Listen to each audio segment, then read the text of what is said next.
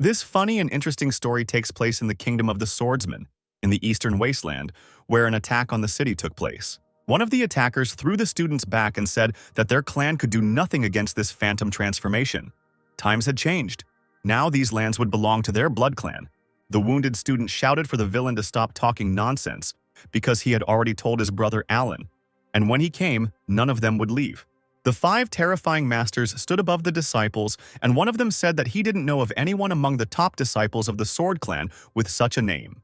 Apparently, he is not even in the top 10, and if he dares to fight the Great 5 of the Blood Clan, he will be finished. The man with the terrifying scarlet aura said that he should come here and collect the corpses of the students. After these words, the huge red projection that the villain summoned struck the student with its fist. Suddenly, an unknown guy rushed towards the threat with the speed of a cheetah. The scarlet fist was immediately blocked by his skills. The unknown villain in the hat was surprised that someone was able to block his attack. The 2 disciples who were preparing for death rejoiced that they were saved, and the third of them shouted that it was Brother Alan. Brother Alan, a long-haired man with blue eyes and a powerful chi aura that instilled calm, was glad that he had made it in time. The villain laughed when he saw that same unknown sword fighter. He asked if the boy was looking for death, and his projection began to create a powerful scarlet sphere to attack. But Alan, with one light blow of his sword, immediately struck the monster and stopped all his attempts to hit the enemy. In an instant, the entire Great 5 of the Blood Clan received colossal injuries and were routed. A few moments later, they were all lying at Alan's feet, unconscious. Apparently, it was all over for them. Unnoticed by the others, a strange scarlet sphere began to roll from one of the 5 masters. Alan asked the students if everything was okay with them, and they thanked him for his help. Alan asked Brother Steve if he had told him not to do anything because, if he hadn't made it in time, they would have died. To which Steve replied that it would be a lesson for him. But these masters had sacrificed 1,000 monks just to perfect the Blood Soul Pearl, and so he couldn't sit back. Alan advised the boy not to listen to the clan's tales. Let him do what he can and live a normal life. This is the best path to improvement for his generation. Suddenly, the student noticed how the Scarlet Pearl began to emit purple ominous smoke and headed towards Alan. An elder of the Blood Clan appeared from it, who asked who dared to speak out against his students. He then tried to attack our hero with a fist of phantom comprehension. Steve recognized him and shouted that he was the 7th level master of the Purple Palace. But Alan was already preparing for a new battle, drawing his invincible sword from its sheath. The blade of the sword began to glow with blue light, and immediately multiple cuts of the sword rushed towards the master. Alan's power was able to stop the elder's ghostly hand. The master was surprised that someone was actually able to stop his attack. He thought about it and said that Alan was a good fighter, and it would be a shame to even kill someone like him. The villain offered Alan to join them because their clan always respected the strong. He would make him his #1 student and support the guy. Besides, their clan is full of treasures and beauties. Alan replied to the elder that he had heard that they worked from early morning until late at night, eating and sleeping in the open air, while being constantly hunted. On their path to perfection, they kill each other because they only care about their own benefit. To which the master replied that they don't have many rules, and their discipline is lame. But their main principle is that the more you work, the more you get. Alan laughed at the phrase, "the more you work, the more you get." They have regulated working hours at the swordsman's school. And besides, he has been here for a long time and sincerely enjoys the time he spends here. That's why he will never join them. After these words, the guy used his sword technique that cuts everything in its path. The master tried to hold back such a powerful attack, but he had difficulty doing so. Ultimately, Alan's sword technique won, and a huge explosion was heard, signifying the swordsman's victory. Steve was happy about the guy's victory and asked if he did the right thing by calling him here for help. The other students couldn't believe their eyes. It was impossible for their clan's entry-level swordsmanship to be so powerful. The cut-up demon who lay without strength asked Alan why he did not want to join them. The guy replied that he had worked hard for many years, and so he knew in advance what he would tell him. The master dared to pull the wool over his eyes and thereby doomed himself to this humiliation. Suddenly, a strange sphere, emitting a purple, ominous aura, rose from the master's body. The sphere flew up to Alan's hands and whispered in a quiet voice for the guy to finish off the elder. Then the strange artifact flew away at the speed of sound. Alan did not understand what had happened, but assumed that the spirit of the master had left the body and was trying to hide. He readied his energy-charged sword and was ready to set out on a soul hunt. However, suddenly the guy heard the annoying sound of an alarm clock. The hero stopped, took his watch out of his cloak and began to look at it. After this, to the surprise of the other students, he turned around and said that the main mission was completed and he was leaving. One of the disciples couldn't believe that Brother Alan would just let the soul of an elder of such a powerful clan escape. Suddenly, Steve started telling other students about Alan that there was something they didn't understand. The thing is, Brother Alan practices the 9 to 5 method. He pointed to the sun setting behind the mountain, which meant that time was up. This means that Alan is now at the end of his working day. What irritated Alan most was that at the end of the workday, he still had a lot of work left, and he was practically forced to work overtime.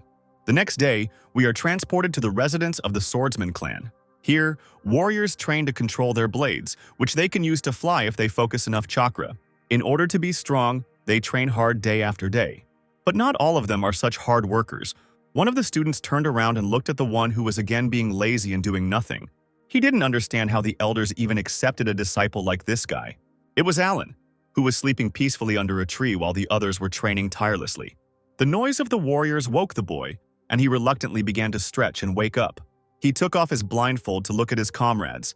Alan returned after midnight, so he didn't get much sleep. If he had known about everything in advance, he would not have become the one who takes on such troublesome tasks. Up until that point, he had been working overtime 996 continuously for 5 years. The 996 work schedule is an unofficial work schedule from 9 a.m. to 9 p.m. 6 days a week. His boss yelled at the guy from morning until night that he was lazy and that he should continue working until he finished and not even think about leaving. The guy ended up losing consciousness, and his colleagues told his boss to call an ambulance, but he said that first the guy should finish the project. Suddenly, Alan died and accidentally ended up in this fantasy world. Here he is a simple disciple of a clan of swordsmen, and finally he has a second chance to change everything. But the other students, just like in his past life, tell him to work hard and not stop for sleep, because a student of his age should devote himself to practice, not sleep. Everyone around the guy tells him that he is lazy, and they have never seen such a lazy person. But he decided that in order not to repeat the mistakes of the past, he would never work overtime in this world. But the guy didn't expect that even here he would stand out so much. Suddenly, someone distracted him from his memories by calling his name. It was Steve who told Alan that the elder was looking for him and wanted to ask him about the details of yesterday's mission. Alan asked if Steve had said anything about him. The enthusiastic student replied that the master had already called them for a conversation, but no one had said a word about Alan's power. The eternal lazybones replied that this was very good, and next time the guy would teach Steve a couple of tricks. The student immediately blushed and thanked his brother in arms. Alan used his magic sword and headed towards the elder's palace. After some time, he arrived at the main hall. In this world, improvement is divided into 6 stages, from the lowest to the highest in order. Improvement of the chakra, the kingdom of the spirit. Then the formation of the soul is the limit of the palace of immortals, sealing its power. And the last stages are called the purple palace, and then the ascent to the truth. Each of these stages is divided into 9 levels. But there is someone more serious than all these stages. This is the head of the swordsman clan, Reynold, the 6th level of ascension to truth. The strongest of this world are called his god of the sword of the elements. Alan waved to Reynold and wished the elder good morning. The mighty warrior looked at the boy with a merciless gaze and told him not to forget where he was. At that moment, Alan took a box out of his pocket and said that this was tea that he had planted and it had ripened a couple of days ago. This information boggled Reynold's mind. He immediately approached Alan like a child and began to beg him to let him try his new tea. Who would have thought that the god of the sword of the elements, Reynold, is madly in love with tea?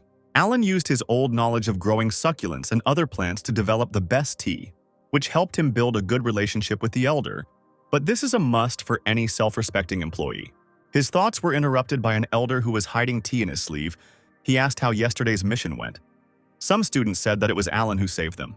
The guy looked away and replied that it was completely accidental. He then took out a strange sphere and said that he took it from one of the disciples of another clan. Reynold immediately realized what this sphere was. It was a bloody pearl. He took it from his student and asked if Alan knew what kind of artifact it was and what power it possessed. Reynold looked at the boy with a serious look and began his story. But Alan immediately waved it off and started shouting that he didn't know anything and didn't want to hear anything and that he wasn't interested in any of this. He tried to run away, saying that if he had nothing more to say to his master, then he would go about his business. Alan wanted to spend this life carefree, so let the elder leave these worries to someone else, but the master ordered him to stop. Reynold shouted that Alan should listen when the elder spoke. And even though the boy had succeeded in growing tea, as a true disciple he could not be so passive. The master wanted to know why the boy had not taken part in the sword training last week. Alan replied that he would then have to wait an hour until it was his turn, and the master should know that Alan has his own principles and training, so he needs to be understood. Reynold objected, shouting that because he missed class, all the masters came to him to complain. And they all unanimously asked to demote Alan from the students. The guy calmly turned around and asked if they really said that. Reynold thought he had been too harsh with him and should have said it more carefully. However, Alan was only glad to hear these words because if he was demoted to an inner disciple, no one would bother him anymore. Alan asked the elder when he would demote him, and Reynold's patience was already reaching its limit. And then he exploded and shouted that in the entire history of the clan, there had not been a single such precedent. If Alan was demoted, it would be tantamount to a slap in the face to his elder. The guy replied that he had no idea that something so wonderful would happen. Suddenly, someone behind the guy called his name, and Reynold was glad that she had finally arrived.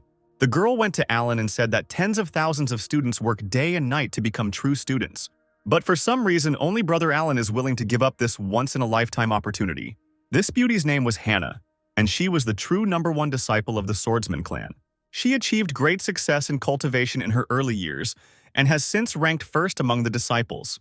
She was called the future of the Swordsman clan, and she was also very beautiful.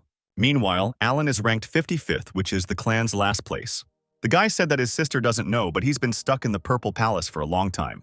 So Alan decided to start over as an inner disciple. Reinforce your spirit. Break through the limit of the Palace of Immortality and become stronger. Because the one who repeats everything 10,000 times becomes the strongest. Hannah replied that she had no idea he would be so progressive and think so deeply about ways to improve himself. It was different from what she had heard about him. The girl leaned over and said that she was wrong. And meanwhile, the master watched this performance that Alan had put on. Reynold interrupted their conversation and said that the reason the guy was here was because several masters wanted to ask him a favor. Alan turned warily and asked what the masters wanted from him. They want him to go with Hannah on a mission and learn hard work from their best student. It was the worst thing Alan could imagine. It felt like the elder was making fun of him. It was Hannah who, due to her hyperactivity, doomed the entire clan to live up to her standards. He and Alan were completely different people, and the guy thought that there was no way they could work together. Reynolds said that the girl is the best student and that people line up to ask her for advice every day. And the guy is also unhappy that he was given such a wonderful opportunity to study. Alan replied that he was simply worried that he was not good enough for this mission and would hinder his sister's improvement. He turned to the girl and with an unperturbed look asked her to confirm her words that she did not want the guy to interfere. And Hannah, on the contrary, shouted at the guy not to worry about it. Her eyes lit up with enthusiasm, and she said that their entire clan was a family, and they should support each other and make progress together. Besides, Brother Alan can use this opportunity to prove himself and destroy the rumors that other people are spreading about him. Alana was overcome with fear. The guy thought that they were trying to scare him because he didn't want to suffer like her. Then he used another trick. The guy folded his hands in a sign of humility. He stood before the elder and said that if he took part in this mission, his tea leaves would be left without careful supervision. The elder even invited Hannah to join Alan in this mission. But he had no intention of backing down from his principles. He had no reason to go with her when he could just as well fool around here. Suddenly, the enraged master raised his hand and made a strange gesture.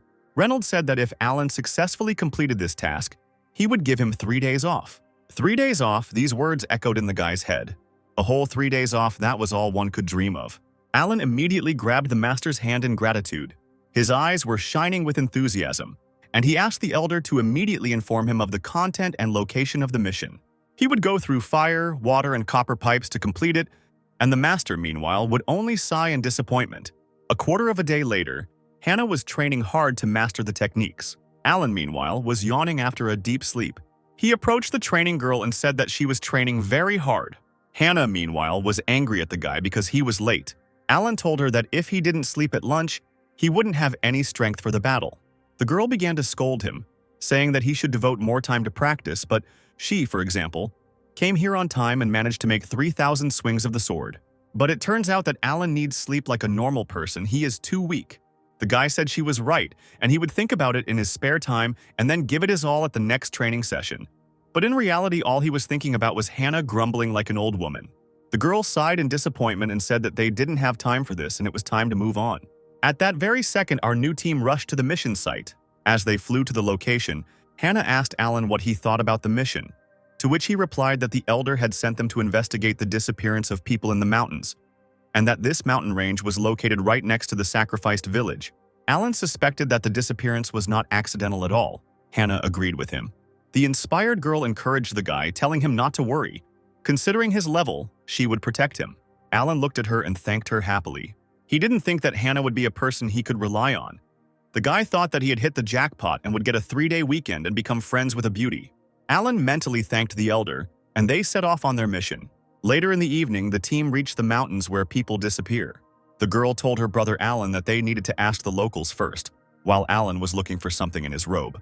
Suddenly, he took out his watch, opened it, and started looking at it, which surprised Hannah very much. The girl looked at him with a surprised look and did not understand why Alan was counting. When he counted to 0, he joyfully shouted that time was up. He went to rest and shouted to Hannah that he was leaving everything to her, and tomorrow let her tell him everything. After some time, our hero reached the inn of the local village. The establishment was a bit empty. Alan went in and asked the owner to give him 1 room. The seemingly gloomy and tired man replied that it would cost 1 silver coin. Alan provided the currency, and the owner handed him the key to the room on the 2nd floor. When Alan took the key, he noticed a strange tattoo on the man's hand that looked like the tentacles of a black squid. Although this could be a clue, Alan decided that it didn't matter because now was his time to rest. Once he got to his room, he lay down on his soft bed and thought about how Hannah was progressing with her investigation. After some time, the guy woke up because of a loud noise from below. The owner was telling someone that there were no vacancies, and some girl was shouting that there was clearly no one here, and the owner was acting rudely. The guy jumped out of bed and was unhappy that someone woke him up. But Alan had heard that screaming voice somewhere before. It was Hannah who offered 2 silver for the room, but the owner kept saying that there were no more rooms. Suddenly, someone called the enraged girl by name. Hannah was delighted to see her brother Alan, who told her not to torment the owner because he had already said that there were no vacancies. The boy approached the man and asked if his younger sister could spend the night in his room. The gloomy owner nodded, and Hannah was surprised by such a proposal. The girl could not believe that she would spend the night with him in the same room. She was overcome with panic. Alan walked up the stairs and told a stunned Hannah that if she didn't want to spend the night on the street, she should follow him. Hannah was embarrassed and had no choice but to follow the guy. Alan walked slowly, and the girl, like a very quiet mouse, followed him. She was worried and thought that they would not do anything that she would be ashamed of later. Besides, the girl is much stronger than him and can stand up for herself. A few minutes later, they came to the room where Alan was eating cookies and Hannah was sitting quietly nearby. The guy asked the girl if she had had dinner. He handed her a plate of cookies and asked if the girl would like to eat something, to which Hannah replied that they must learn to abstain from food in order to harden the heart. Only when your heart is strong can you… The girl didn't have time to finish speaking before Alan put a cookie in her mouth. The guy wiped his hands from crumbs, and Hannah turned red all over. Having swallowed the food, she ascended, tasting the sweet but not fatty pastry, which melts in the mouth and slightly gives off flowers. It penetrated the girl's heart, which made her want to drown in it. At that very moment, her sanity returned. She started yelling at Alan, scolding him for sneaking up on her with that cake. The guy turned to the girl with an unperturbed look and asked if she liked the food, to which she replied that she really liked the pastries. But there is no benefit from such food, so it is better not to eat much. But Alan did not agree with this statement. He asked his sister if she had ever wondered whether it was possible to walk with 7 league strides while avoiding the 5 vegetables, 3 flowers, and worldly vanity. The 5 vegetables are the vegetables that Buddhist monks do not eat, and the 3 colors are the 3 colors of clouds, and Alan said that they should not be avoided. After all, they walk through this world, and even with all the desire, they can't fence themselves off from everything in the world. Blind avoidance will only tire you out physically and psychologically. You will be afraid of everything that will make practice difficult. The girl asked how they could practice without giving up human desires. It was impossible. Alan replied that he thought that true monks were not afraid to face temptation and experience it for themselves. As with these cakes, if you're afraid that their taste will disturb your mind, you should try to get used to them. When you learn to treat this as something completely ordinary and remain indifferent to it, this will be your first step to real practice, and only with a pure heart will a girl be able to see the truth. Only in this case will she feel like a fish in water, free and natural. Lost in his thoughts, Alan opened his eyes to look at the girl. She was in shock, and the guy realized that he had said too much and that her brain was apparently overheated. Suddenly, the girl jumped up from her seat, shouting that she understood everything. Only by confronting desire head-on and then renouncing it can she return to her true nature and know the essence of the world. After these words, Hannah began to eat all the sweets that were on the table with great enthusiasm. Alan was shocked. Now all his sweets would go to the girl and not to him. A little later, offended by Hannah, he said that today she would have to sleep on the floor, to which the girl grinned and replied that she would not sleep, but would simply sit and meditate. And so it happened. Alan fell asleep in a cozy bed, and Hannah sat and meditated in the room. Suddenly, a strange man approached the door to their room. The man took out something and said that he was ready to let this girl go. But now, unfortunately, he would have to finish her off, after which he placed a strange incense in front of their door. Hannah continued to meditate, and the smoke from the incense gradually began to fill the entire room. The girl opened her eyes and found it strange that she smelled some kind of aroma. At that very moment, she realized that she was surrounded by a mysterious fog, which was penetrating more and more into their room. Hannah realized that this was a poison from which there was no escape. Suddenly, her body began to feel heavier and her face became covered in sweat. A few moments later, the girl fell to the floor without strength. All she could do in her current state was whisper for Brother Alan to run away as quickly as possible. However, the guy was lying on the bed and there was a strange aura around him. It seemed that the guy was completely unaffected by the poison and was simply watching the girl. Hannah's vision gradually became cloudy, and eventually she closed her eyes and lost consciousness. Meanwhile, a secret meeting took place in the forest outside the village. The man told the master that the disciples of the Sword Clan were knocked down by him using the scent of broken spirit. One of the students is Hannah, the best student of the clan, and the identity of the second is unknown to him. But the girl called him Brother Alan. The unknown figure with red eyes said that he didn't expect such a weakling to defeat Hannah. As for this Alan, the gentleman has never heard of him. He must be someone insignificant. A dark figure appeared. It was a hooded man with a scar on his cheek who had bright, expressive red eyes. He said that his servant had done a great job this time. The innkeeper began to cry and ask about his wife and children. The gloomy stranger calmed the old man and told him not to worry, because they were alive and well, and right now he would take him to them. The innkeeper was delighted by the gentleman's kindness and began to thank him. But at that very moment, lightning struck the old man's chest, killing him on the spot. The dark man in the hood laughed and shouted that this was the last victim and everything was about to end. After finishing laughing, he called the third and fourth, who immediately landed behind the man. He ordered them to go to the inn and capture the two disciples of the swordsman clan. Meanwhile, sweet Hannah began to gradually come to her senses and open her eyes. She was lying on the bed, and Alan was sitting next to her, waiting for the girl to wake up. Suddenly, Hannah stood up abruptly and started shouting that they needed to run away from here because it was dangerous here. Alan still sat there with an imperturbable expression and looked at the frightened girl. Her sanity gradually began to return, and she began to realize how ridiculous she now looked. She asked Alan why he was okay, because he should have lost consciousness before her. The guy replied that when he sleeps, unlike Hannah during meditation, he does not use spiritual power, so the scent of a broken spirit did not affect him in any way. But Alan had to remain still for a long time for the scent to dissipate and for Hannah to come to her senses. In fact, it is difficult for monks below the 5th level of the Purple Palace to resist this poison. Alan told the girl that her social experience was too limited and that she should be more careful. If she had gone on the mission herself, the consequences would have been catastrophic. The girl bowed before Alan and thanked him for saving her. In the future, she vowed to be more careful. Meanwhile, the guy brewed some aromatic tea. He handed her the tea and told her to throw aside politeness and drink the tea instead, and warm up. Hannah was very embarrassed, feeling guilty about the incident, but thanked her brother Alan for the drink. Rumor has it that Brother Alan is just an ordinary lazy person who doesn't know how to do anything and doesn't strive for anything.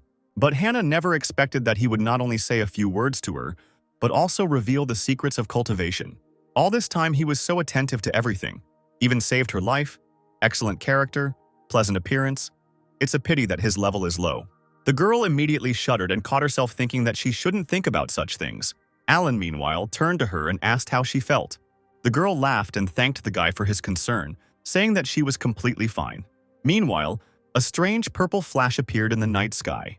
Two unknown fighters filled with power were heading straight towards the room where Alan and Hannah were. The best student immediately sensed the enemy approaching. She pushed the guy aside and pulled out her sword, shouting that the killer was coming straight here. Hannah turned to her brother Alan and told him to hide. Alan didn't have to be forced. He was already heading towards his bed and said that since Hannah was already better, she should handle it herself, since his working hours were over. Hannah headed towards the killers because these two were much stronger than Alan's brother anyway, and if he got involved, there would only be more problems. The girl was left alone with her opponents and was already waiting for them to approach on the street. She gripped her blade tightly and shouted that it was no coincidence that they had come here. A huge blue whirlwind created by Hannah's sword rushed towards the opponents and knocked down their flight path. Two unknown people landed with a crash in the nearby forest.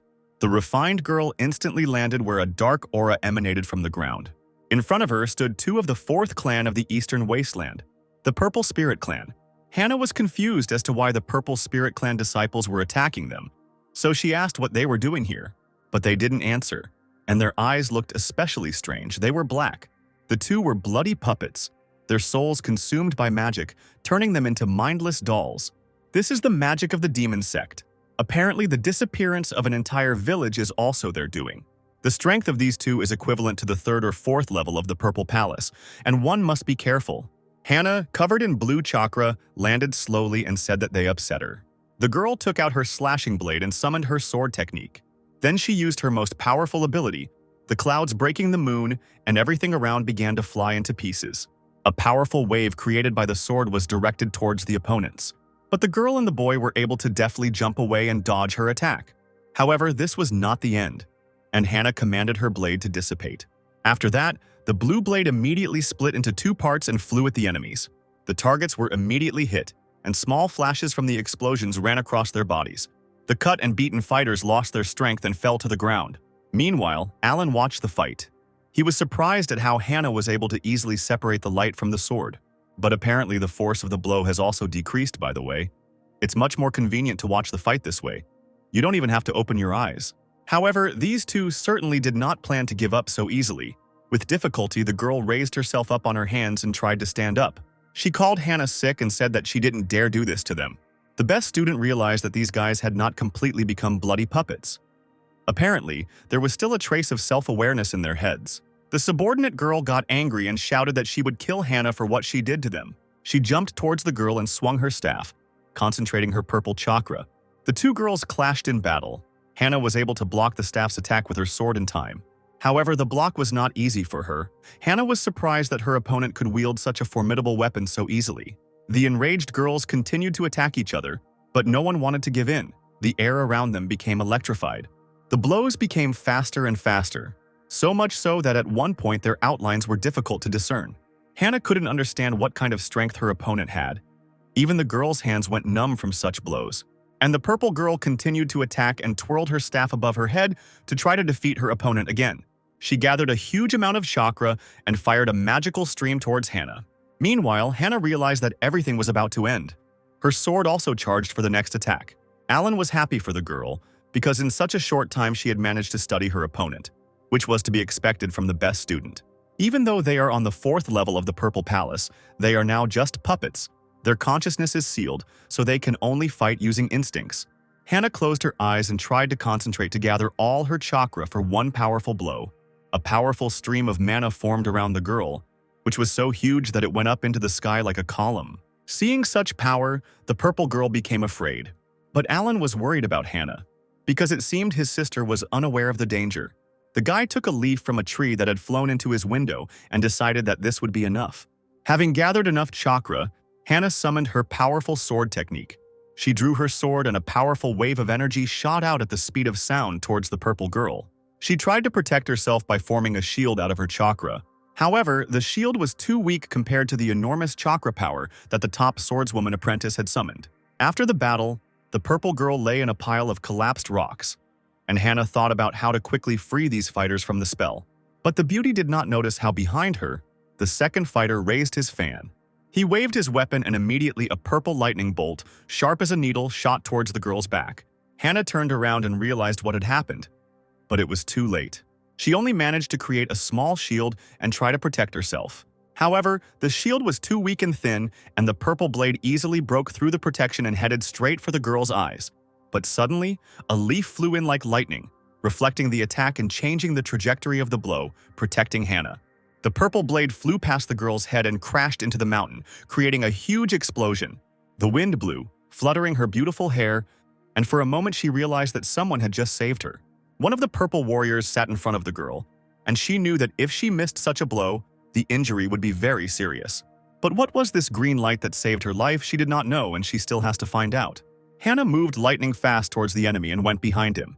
She struck the guy's neck with the hilt of her sword and knocked him out with ease. After some time, the girl returned to Alan's room and sat the two unconscious captives on chairs.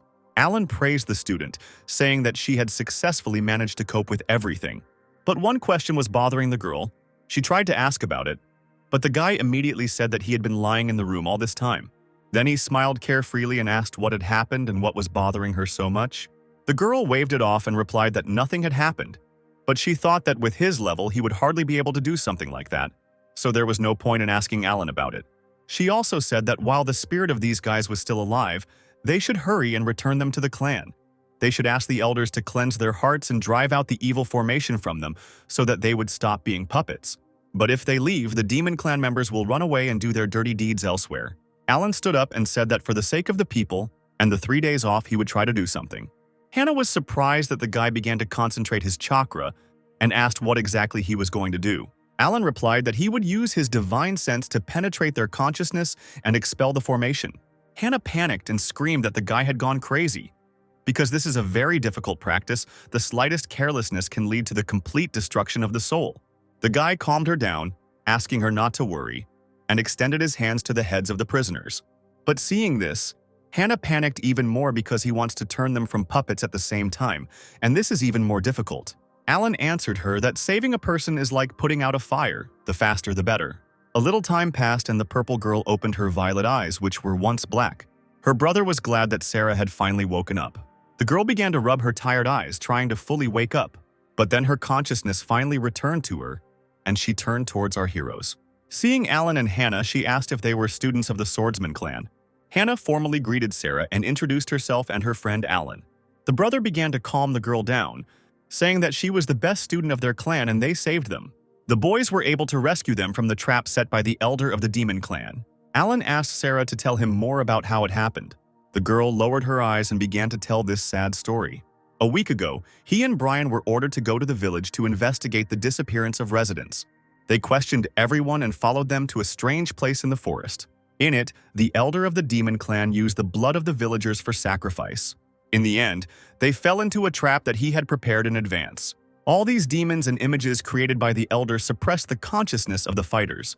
They eventually became the elder's puppets and could do nothing more about it. So the first thing Sarah did was thank her new friend for saving her. Hannah began to wave her off and tell the girl not to thank her. After all, she didn't do anything. But the one who saved the boys was that lazy brother Alan. Sarah turned towards Alan and thanked him, saying that they would definitely repay their debt. Hannah stood shyly behind the carefree boy and thought about what happened. He had just managed to free 2 people at once from the curse of the blood puppet. It happened so quickly that it seemed as if he didn't even try, which surprised his best student. Usually this spell affects the deepest corners of the mind. Getting rid of it without harming a person is like finding a needle in a haystack. Not even all elders manage to get rid of it. After using the technique, Hannah immediately asked Alan when he was able to master such a complex technique.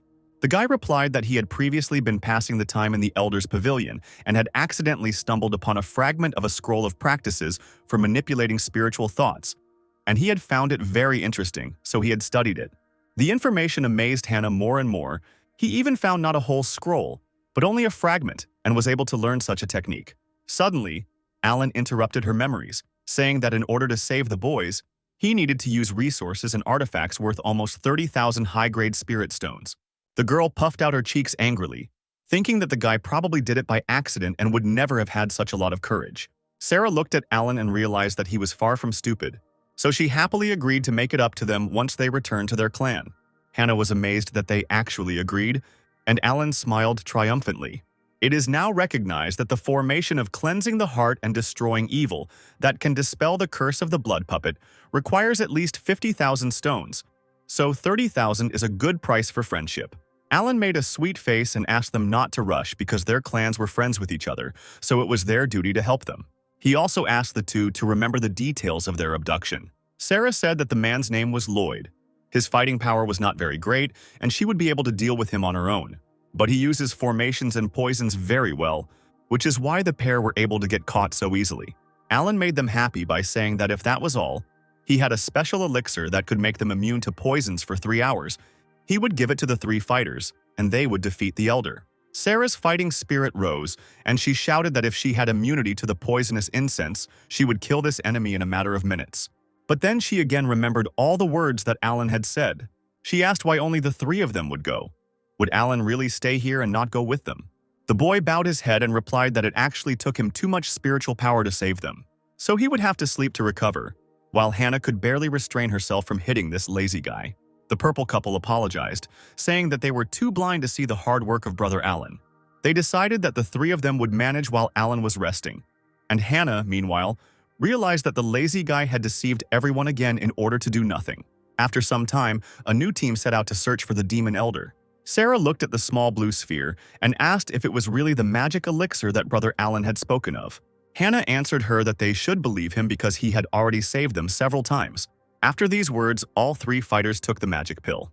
Sarah noticed that the elixir melted pleasantly in the mouth and was no different from ordinary pills. Brian added that it was not that he did not trust Alan, but his level of cultivation was very low. The team continued walking through the forest. The moon had already appeared in the sky and it became somehow too quiet around. Hannah took up her sword, noticing that something was wrong. Brian confirmed her words, saying that there was not a single living soul here. Sarah began to panic. She guessed what had happened. An unknown gloomy voice confirmed their suspicions, saying that they had found themselves on his territory. Hannah reacted to the enemy with lightning speed and sent a whirlwind of sword towards him. The whirlwind blades immediately hit several eyes, but there was nothing in that direction. The treetops dispersed, and she saw a strange swamp that was not there. Brian assumed that these were parts of dead creatures that had been dealt with here. Hannah asked if the boys had seen who had just spoken to them. But suddenly, a gloomy figure in a cloak standing behind the girl answered her that he was here. Demon Clan Elder Lloyd has driven his prey into his trap. The heroes turned around, and Sarah shouted that it was the one who caught them then. Lloyd wondered how they managed to get rid of his curse so quickly. Apparently, the best disciple of the Sword Clan has secret treasures that can remove his curse. Lloyd was also curious why there were only 3 fighters. He assumed that one of them got scared when he found out that he was behind all this. Sarah got angry and shouted at the villain that Alan was not here because she could handle such a dud herself. After these words, the girl directed her first attack at Lloyd, and the battle began. The stones on the ground where the impact fell began to crumble, mixed with purple energy. In the dust raised from the ground, Sarah tried to make out where her enemy was. In the middle of the dark fog, Lloyd appeared and told the girl that she had already lost, having fallen for his trick. Brian immediately appeared behind the demon and shouted at the man that he was no longer a survivor. Waving his fan, he aimed his needle-sharp spell at Lloyd's head. But he easily rebuffed it by saying that even though they were the best students of their clans, they were still fools. Then he smiled and asked if they liked the smell. Brian and Sarah immediately realized that they were inhaling poison right now. Hannah also did not stand aside and attacked the dark bubble in which Lloyd was located. The master also easily repelled her attack, continuing to mock them. But suddenly he noticed that the blue lightning did not dissipate. She continues to pierce his dark bubble like a swift wind. Eventually, the blade's whirlwind broke through Lloyd's defenses and an explosion occurred. 3 fighters were already in the air and waiting for their opponent. The dust from the explosion cleared and Hannah saw a small hole where Lloyd had stood. She became angry when she realized that they had missed the villain. But at that very second, the air turned scarlet and a dark fog formed around the heroes. It was poisonous incense. Lloyd emerged from the poisonous fog and he really did have his own tricks. The master hung in the air right above our heroes and sprayed his crimson mist. He laughed and shouted that it was useless for the soldiers to run away anywhere because they had already inhaled his poison. It only takes 10 breaths and they will immediately turn into bloody puppets and become his loyal servants. However, nothing happened and the guys stood and smiled. At that moment, Lloyd realized that something was wrong. And then he realized that the 3rd fighter was missing, who was already swinging his huge staff behind the master's back. Sarah took advantage of the moment and hit Lloyd on the back. The force of the blow was colossal, and the master immediately spat out a lot of blood. Then he rushed towards the ground at the speed of sound until he crashed into it. Brian also wanted revenge. He prepared his fan to finish off the enemy. Swinging his weapon, several sharp chakra needles shot out towards the prone Lloyd. The purple needles mercilessly struck their opponent in every part of his body. The demon elder drew blood, his most fearsome weapon no longer working. He stood on his hands with difficulty and bled, trying to understand how this happened. The master raised his bloodied gaze to the team. He didn't find an answer to his question, so he asked them why his poison didn't work on them. And the squad of fighters only laughed at the once powerful villain. Sarah was glad that Alan's elixir was really that strong. The resistance to poisons would help them deal with all the members of the demon sect. Lloyd knew that this poison was even stronger than the previous one, And even if he held his breath, it would be absorbed into the skin, and nothing but his special antidote can dispel it. Then why doesn't he take these warriors? Apparently they have some kind of secret. Hannah said it was time to finish him and prepared to use her sword technique. But Lloyd wasn't going to give up so easily. He wiped away his blood and said that it was far from over. The demon elder immediately jumped and lifted off the ground. Having covered a great distance with lightning speed, he said that the game had just begun. Flying into the sky, he summoned a bloody flame of heavenly formation and covered the entire area below him. The girls who entered the area panicked and tried to understand what was happening. Lloyd scoffed and reminded them that they were trespassing on his territory. He ordered the first one to get rid of them, and at that very second, something began to form from the mud behind their backs. Brian turned in horror to see a man beginning to form from the mud, a powerful, enraged demon who was ready to tear everyone apart. The team realized that this was a 6th-level blood puppet of the Purple Palace. Lloyd continued to taunt the boys, telling them that they definitely wouldn't be going home today. Speaking of the house, Lloyd sent a second one there. He has the 5th level of the Purple Palace, and he will deal with the coward hiding there. Hannah immediately began to worry about Alan, because he was too weak to cope with such an opponent. Meanwhile, Alan was sleeping peacefully and was not at all interested in the outcome of the battle. And a terrible demon with 6 eyes had already entered his house through the window. But to his surprise, he found no one on the bed, and there was not a soul in the house. The cunning Alan was lying in the next room and had no intention of working overtime. He turned to sleep, but then an explosion thundered behind him. It was a trap that Alan had left for the demon. But, to his surprise, the enemy was not torn apart, and there was some silhouette standing behind him. It was a demon who was struggling in agony and screaming because he had received many wounds. Actually, no, the trap was too weak for him. Alan had to get out of bed. He realized that the demon would not be able to return until it caught him. The guy didn't understand whether it was really necessary to involve him in all this. Meanwhile, a fierce battle unfolded in the forest. Hannah concentrated her power and used her sword technique to create a water hurricane. The blood puppet, meanwhile, began to form a clot of energy to repel the attack. He then put up an impenetrable shield, and the blades of water crashed into it without causing damage. But suddenly Sarah appears behind the monster, taking advantage of the situation and the fact that the enemy was distracted. The girl tried to attack him with her staff, but the bloody puppet successfully blocked the blow. Then the monster took hold of Sarah's staff, and with a powerful movement of his hand, he threw the girl away from himself. Brian was angry and summoned one of his techniques, the sealing purple chains. Having come up from behind, the sealing chains seemed to have successfully begun to bind their enemy. But the monster was not so weak. He gathered his energy and began to scream with all his might.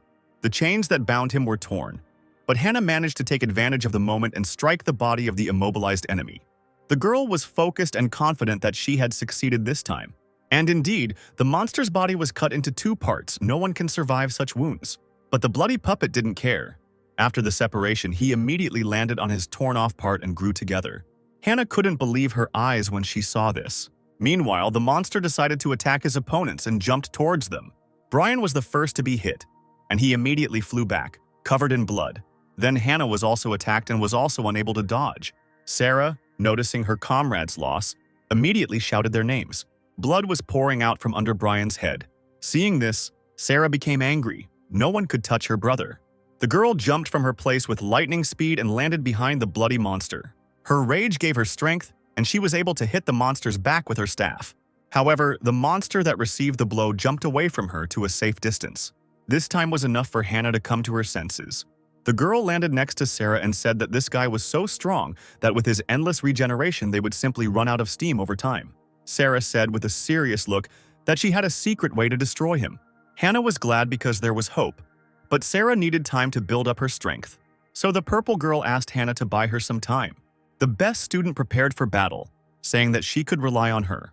Lloyd mocked them, saying that if they had any tricks up their sleeves, then they should use them now.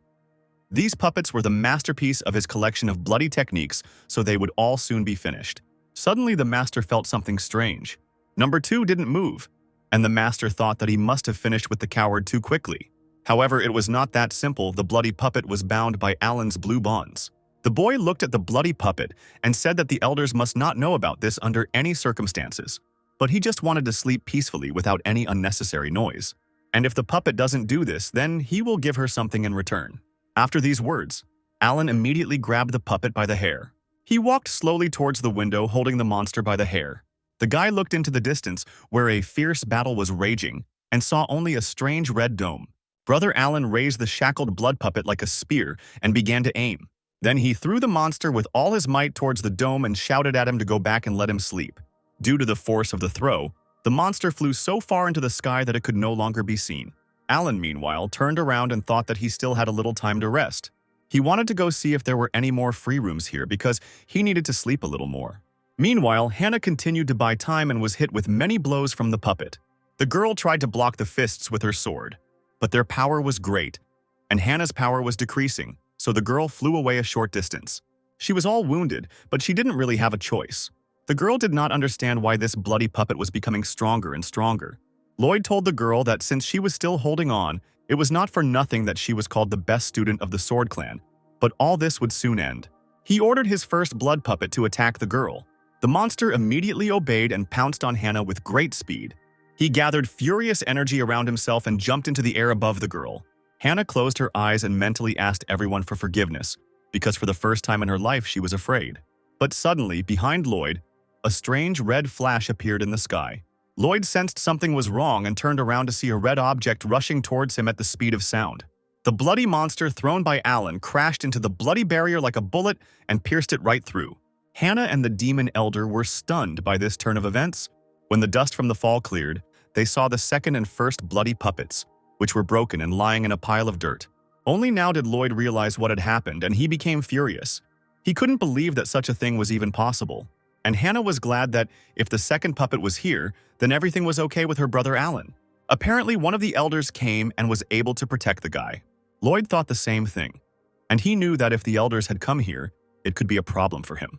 Therefore, he must hurry and finish the fight as quickly as possible. The master used the blood puppet's strengthening ability, and the monsters came to life again. One of the puppets recovered and jumped on the defenseless Hannah. The girl tried to get into a defensive stance, but her feet sank into the mud created by the monster. But Sarah came to the girl's aid in time and apologized for the fact that the student had to wait for her for so long. Sarah's eyes were filled with rage. They shimmered with a purple light similar to sparks of true thunder. Lloyd was shocked to see the fourth level of the Purple Palace. This girl can't resist him. However, Sarah used the purple shadow technique and easily blocked the blood puppet's attack. Her power was so great that the explosion from the staff could be seen from a great distance. So far, that the purple glow reached even the sleeping Alan. But the guy was ready for this, and his night mask did not let the light through. Morning came and our main lazybones calmly got out of bed. He went to the window to enjoy the fresh air and the rays of the just-risen sun. It seemed like this is how every good morning should start. But not everything was so wonderful. A huge explosion in the distance was disturbing the landscape, and Alan thought that today was some kind of explosive day. Apparently, Sister Hannah and the others had been fighting all night long. This elder was not such an easy opponent. Alan slowly put his hand in his pocket. He took out his watch to see what time it was. It was time to work. Meanwhile, the girl stood near a large patch of mud. Everything in the area was destroyed. Stones were crushed, and trees were torn out by the roots, charged. Sarah looked at the smoldering body of the bloody puppet. Suddenly, the girl fell to her knees, exhausted. They had been fighting all night and were pretty tired. Hannah, looking at Sarah shaking in pain, told her that her technique was indeed very powerful. Suddenly, Brian appeared behind her, explaining that this was their secret technique. The accumulated power was released in one breath. But the disadvantage of the technology is also obvious. This technology is too energy-intensive. Sarah, who was barely able to stand on her feet, said that this time they had succeeded, and it was all thanks to Hannah. The bloodied girl brushed it off, saying she was just doing her job. Their sweet exchange of pleasantries was interrupted by Lloyd, who shouted that they were three freaks. Exhausted, Sarah realized that the battle was not over yet. The main enemy remained. The enraged master said that the team practically destroyed the number one, which he spent several decades creating. Sarah raised her staff with difficulty, preparing for battle. But her brother said that there was no need to try to fight because the girl's spiritual strength was almost exhausted. Suddenly, Hannah said that she would take on this enemy herself because she had rested a little while Sarah was fighting the monster. The powerful warrior began to accumulate her energy for an attack. Lloyd also began to form bloody hands, shouting that the three of them would be buried here today. Powerful hands of dark matter moved towards the small, fragile girl. Hannah used her sword technique, and a stream of water like a whip erupted from his blade. The powerful, needle-like blade pierced the demon elder's black magic. Moving further, it reached the place where a gap had formed in the dome. Meanwhile, the claws created by Lloyd had almost achieved their goal. But the girl was not the best student for nothing. She instantly cut the bloody magic into small pieces. Lloyd glared at Hannah, noting that she was quite strong. He was curious whether the girl could handle his other technique. However, the dome on which Lloyd stood suddenly began to crack. Then it simply burst, shattering into thousands of tiny pieces. Only now did Lloyd realize that the girl was aiming at the previously made hole. The master didn't expect that Hannah would have enough strength for something like this. But he was not going to give up. After which the master unexpectedly shot himself right in the head. He absorbed the power of the dome and his blood magic completely into his body. Squeezing the blood to the limit, the master summoned a pentagram, which he filled with the remains of his power. Hannah realized that things were bad. It was obvious that the master wanted to use a secret technique, but suddenly her impulse was stopped by drops of blood that hit the girl in the back. The demon elder sealed her acupuncture points to release spiritual energy. But that wasn't all. The purple allies' faces were also subjected to a strange bloody attack. Then the allies opened their eyes and Hannah saw that they had turned black. The master's blood puppet technique was not as easy to dispel as it turned out. The demon elder ordered number 3 and number 4 to capture the student. Lloyd told her that although she was talented, she was like a little child in front of him. But such power should not be wasted, so Hannah will become his new number 1. The master summoned his bloody hand to perform the seal and said that her blood would make a fine offering. The claws rushed towards Hannah, and the girl mentally apologized to the elders for the fact that their best student was defeated by the devil's spawn. The sweet beauty burst into tears, remembering her brother Alan, because she promised him to be careful. The claws almost reached their target, but suddenly someone shouted at him to stop. A man hung behind Lloyd and ordered the master to let the girl go. The demon elder turned around, and the tearful Hannah immediately recognized the hero. Lloyd didn't understand where the guy came from. He began to look around, assuming that this was the same elder who killed number 2. Brother Alan told the master not to look back because the boy came alone. Hannah began to panic and scream for her brother Alan to run as fast as he could because he couldn't defeat him. Lloyd smiled. He knew Alan was no match for him. Since the guy came himself, the master decided to start with him first. A carefree Alan snapped his fingers and said one word: destruction. At that very moment, Lloyd was attacked by purple energy that came out of nowhere. He couldn't believe what had just happened. Behind him, number 3 appeared, using her magical power. It was impossible. The blood puppet formation Lloyd reactivated was several times stronger than usual, no matter how powerful Alan was. He couldn't just dispel it. However, everything was like that. And Brian, having regained his sanity, had already directed his sealing chain technique at the enemy. The guy's sister also did not stand aside and was already waving her staff behind the chained Lloyd. The girl shouted at the old man to come down to the ground, and after these words she slammed him into the dirt with a strong blow. Bloody smoke was coming from the resulting crater where Lloyd landed. Hannah turned to face her lazy brother and looked at him blankly. The girl was shocked by what he just did. How was it possible that the weakest swordmaster could defeat the demon clan elder with just a snap of his fingers? Sarah asked her brother Alan what exactly he had done. The guy replied that it was just a little trick that he had thought out in advance. It all started when he extracted the bloody seed from the bodies of these two. He found that his rhizome had struck the depths of the children's souls. Alan was afraid of damaging them and so only extracted the seed. The sharp blades of the sword cut through the seed around the rhizome like thin branches. This meant that they could still be manipulated at any time, since the root was still sealed in their souls. So Alan left a few threads of the sword in their minds. Once the demon clan elder tries to activate the seed again, the threads will stop his attempt, and at a critical moment, this could turn the tide of battle. The purple warriors immediately bowed their heads and thanked Alan, saying that they admired him. Hannah asked why Alan didn't tell her about it, in case the plan failed. The guy replied that in the end everything worked out for the girl, but she had already started to get upset, feeling useless. Then he encouraged her by saying that if it weren't for her, nothing would have worked out for him. After all, Hannah is the very person who has the power to defeat the elder of the demon clan. The delighted girl asked if the guy was lying. Alan, meanwhile, was thinking that if he had told her everything, then perhaps the girl would not have had enough acting skills to fool this elder. Sarah also supported Hannah, saying that if it weren't for her, they wouldn't have been able to deal with the master so easily. The best student was delighted and agreed with everyone, and Alan nodded his head affirmatively. The girl looked at the guy and thought that despite his low level, his wisdom, strategic thinking, and insight were superbly developed. Alan, meanwhile, recalled that he had decided to quickly get through this work in order to go on vacation early. But suddenly they heard a loud roar and felt powerful chakra. The blood formation was activated again, meaning that the battle was not over yet. The elder was still alive, and right now bloody energy was gathering around him. Alan was disappointed. He knew the early leaves sounded too good to be true. The battered, scarred elder was on his knees trying to get up. His bloody offspring began to rise, and something began to emerge from the man's body. Alan watched all this from above and did not understand what he was doing. A spear covered in black runes slowly emerged from the demon elder's belly. Hannah realized that things were bad, and that she needed to stop the item from appearing, so she used her secret technique. The laughing villain, meanwhile, rose to his feet and grabbed his spear. The girl used the sword-breaking technique, and many lightning bolts rushed towards the master. But he only laughed and said that it was too late. He raised his dark spear, and Hannah's attack was immediately blocked with ease. The elder smiled ominously and said that his formation was complete. The girl didn't know what to do. This was her last chance to destroy the enemy because she had no more strength left. At that very moment, Brian said that it was time to retreat, because their strength was not enough to fight the master. Hannah agreed to this, and the three tried to escape. However, Alan told the guys to leave first, and he would catch up with them later. Hannah turned around and asked what the guy was waiting for. They needed to leave quickly. But Lloyd didn't want to let them go just like that. He summoned a huge projection that stretched its hands towards the heroes.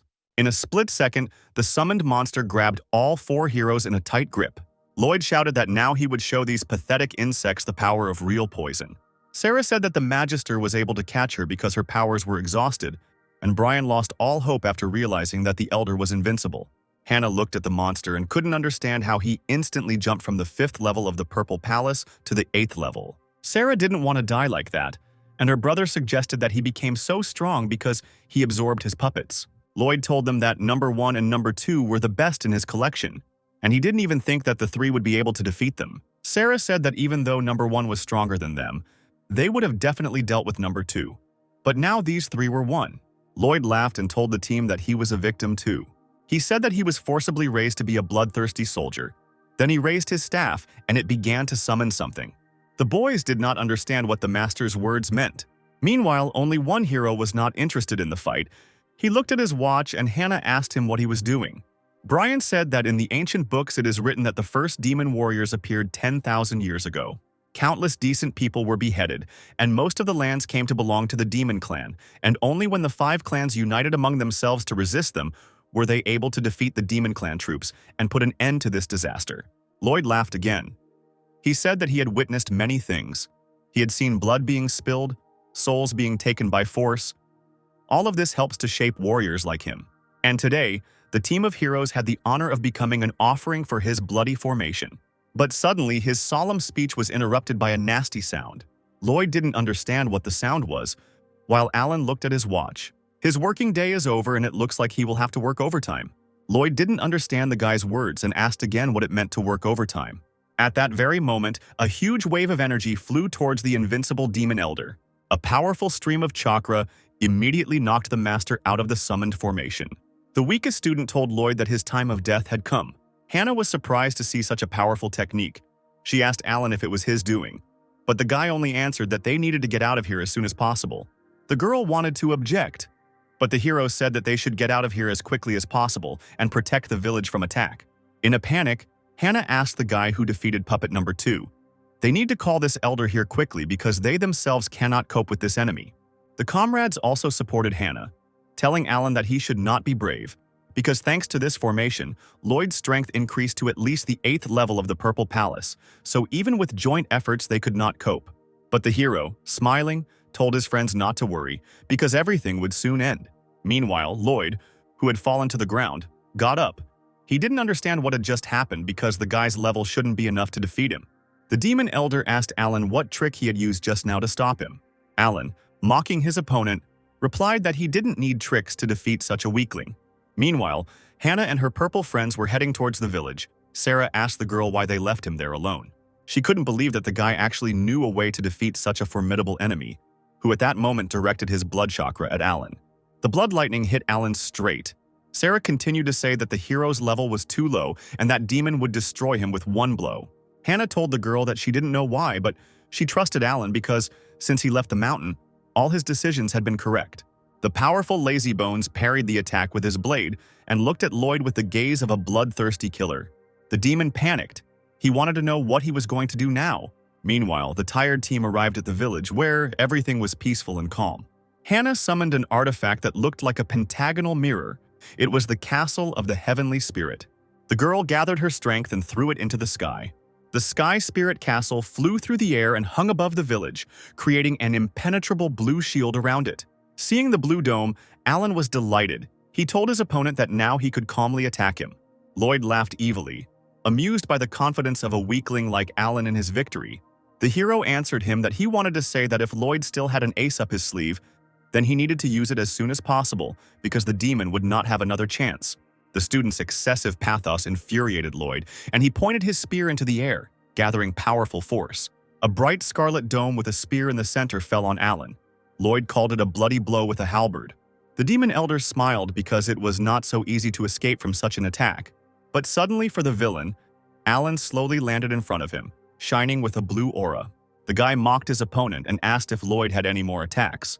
The elder demon was filled with rage and swung his halberd, trying to hit Alan. But he dodged again. Then the villain summoned a huge bloody pillar that looked like a hurricane. The power was like hot magma flying around him. It was one of Lloyd's abilities, the demonic light of the heavens. These red thunderstorms were visible even from the village. Sarah was stunned to see such powerful magic, so that's what the demon warrior's power was capable of. Meanwhile, unhappy Hannah cried and prayed that her brother Alan would survive. Meanwhile, on the battlefield, Lloyd's laughter died down because Alan spoke to him. The guy asked his opponent what good such a skill was if Lloyd couldn't fully control its power. And at that very second, blue blades rushed towards the demon. The blades, like the claws of an enraged beast, cut through the bloody hurricane summoned by Lloyd. The demon elder trembled. He saw his ability disappear. It seemed like just a bad dream. This should be impossible. Alan must be using some kind of illusion. Meanwhile, the guy appeared out of thin air and asked Lloyd if he knew how he, a mere cultivator, could so easily resist him. In fact, everything is extremely simple. The fact is that Alan specially sealed his kingdom. He never practiced in front of other people, fearing that if they knew his true level, disaster would be unavoidable. Alan easily repelled all the demon's attacks without even looking at him and continued his story, saying that it was not appropriate for a student of his clan to boast about his skills. After all, the higher your skills, the more problems fall on your head. Therefore, in order not to complicate his life, Alan was forced to hide his true abilities. Lloyd realized what a trap he had fallen into. The demon tried to leave, shouting that the guy was just crazy and insane. But Alan pulled the enemy's body towards himself, saying that he did not let him go. Taking his sword out of its sheath, the hero said that Lloyd interrupted his rest time and time again. Moreover, he harmed his comrades, thereby forcing him to start work ahead of time. Lloyd tried to run away again, screaming that the guy shouldn't have been there. Alan's gaze was stern, because starting work ahead of time was an unforgivable sin. After these words, the hero released his sword-slashing technique at the enemy. A powerful stream of chakra, like a raging wave, passed through Lloyd and struck him. The clouds summoned by Lloyd dispersed, and the sun appeared from behind them. The battle was ended with one blow. The technique was so powerful that, in the place where it passed, the earth split and a river was formed. The mighty sluggard hung in the air and watched Lloyd's spear cool down. Sarah, who was watching the battle, asked Hannah if they were really only at the Purple Palace level. After all, the power of this sword was comparable to that of a cultivator who had long since surpassed this level, and it seemed that Brother Alan was the elder of their clan. Meanwhile, Hannah was shocked by what she saw. It turns out that Brother Alan had long surpassed the levels of all the students of their clan. The girl lowered her gaze. At that moment, she felt helpless in comparison to him. Suddenly, her thoughts were interrupted by the sound of breaking glass. The power of Alan's sword was too great, and the dome began to crack, about to shatter into pieces. Hannah ordered her friends to hurry and evacuate the villagers, and she would take care of the rest. Even though Hannah couldn't deal with that demon, she will at least try to save these lives. The girl began to concentrate her energy. It was difficult for her to hold back the dome, when suddenly a man's hand appeared next to her hand. Seeing the familiar garment, Hannah was surprised. Next to her stood Brother Alan, who with his power helped the girl restore the protective barrier. A moment later, all the cracks in the barrier healed and not a single resident of the city was hurt. The worried girl turned to the guy and shouted his name. After some time, the residents fell on their knees and thanked their four saviors. The purple fighters waved to the residents while Hannah wanted to talk to Alan. She looked at the guy with pitiful eyes and asked why he hadn't told her earlier that he was so strong. Brother Alan made a stupid face and said that he didn't understand what the girl was talking about. After all, He defeated this demon only thanks to the talisman that the elder of their clan gave him. This answer stunned the guy's entire team. Hannah thought that Alan had released the sword, but the guy turned on his acting skills and said that a weakling like him would never have such strength. And only thanks to the desperate resistance of his team, he managed to activate the power of the talisman that the master gave him. And besides, Alan thinks that it was the guys who wore out the demon, and the sword only finished him off. The guy enthusiastically shouted that he was just lucky, nothing more. Something didn't add up here. Hannah asked how the guy managed to so skillfully dodge the demon's attacks. Alan was caught at this question and did not know what to answer, and the girl only looked at him intently. Then Alan replied that in fact his main specialization is avoiding attacks, so dodging is not that problematic for him. He looked at the beauty and added that she knew that their master was the best in the clan. It was his power that killed the demon. But Hannah didn't calm down. She asked about that protective barrier, because a student of that level couldn't stabilize such a formation. Alan reached into his robe to pull out something and said that he used it. In his hand was a green stone. It was the jade of the hidden spirit. Hidden spirit jade is a stone that can store spiritual power and call upon it at any time, but is not popular due to its high cost and rarity. But Hannah still didn't believe him. The hero's story was quite smooth, but her intuition told her that something was wrong. Suddenly, Alan put his hand on her head and told the girl not to give free rein to her imagination, because if he was really strong, then the master and the elder would have known about it long ago. And Alan also believes that Hannah is the best student in the clan. There is definitely no doubt about that. These words made the cutie embarrassed, and she shouted that Alan had used a sudden attack of compliments on her. Speaking of that demon, Sarah wanted to know what happened to him in the end. Alan replied that his body was full of magical power and that he couldn't even be touched now. So the hero created a formation to suppress it. Sometime later, our heroes were at the burial site of Lloyd, where the suppression of his power was almost complete. The demon clan had become so enraged that they were training soldiers like this. Hannah believed that they should inform the other clans about this as soon as possible so that they could take precautions in advance. Alan agreed with her, but first they needed to finish dealing with the demon, when suddenly their conversation was interrupted by a force bursting out of the halberd. The chakra bubble burst, and the power of the blood spear was absorbed into Alan's formation. Hannah was horrified, and the hero became wary. They realized that something had gone wrong. The blood spear began to summon a strange circle of fire and blood, the demon's power awakening. Alan reacted instantly and tried to strike at the enemy's chakra clot. The other heroes managed to jump back, and suddenly, along with the bloody chakra, the spear in the demon's body disappeared. Sarah realized that their master had apparently taken the demon from here, and Brian believed that now was not the time for chatter. It was logical that the master would not just abandon the creation on which he had spent so much time and effort. But Hannah calmed down the ardent fighters, because they clearly didn't have enough time and energy to pursue them now. Alan, meanwhile, looked at his hand from which his attack had come. He understood that he couldn't let the girl know how strong he really was. However, this formation that the hero left behind should be strong enough to stop Lloyd. Meanwhile, the unknown figure was in a strange place filled with a bloody aura, where he was sitting in the middle of candles emitting green light. He opened his mouth wide and absorbed all the bloody aura that was flying around him. It was the elder that Alan had defeated at the beginning of the story, and he swore that next time he would tear him into 1,000 tiny pieces. Suddenly, his meal was interrupted by another dark figure appearing behind the villain. The elder bowed his head in greeting to his master. The dark, secret figure said that apparently Howard had already finished perfecting his body. Howard smiled and said he couldn't do it without his master's help. Suddenly, the master said that Lloyd was dead. This information shocked the elder. The unknown said that he completed the formation before his death and created a demon embryo. However, when the master tried to take it, another force did not allow him to do so. Now the fruit is in the Yun clan prefecture on their mountain range. The master ordered Howard to return it. He also gave 3 things to his subordinate, saying that these artifacts would help him in battle. Howard had failed him last time. If he did it again, he would have to answer for his misdeeds. The elder knelt down and understood his master's order. At this time, our heroes said goodbye to each other, because the enemy had disappeared without a trace, and the mission was completed.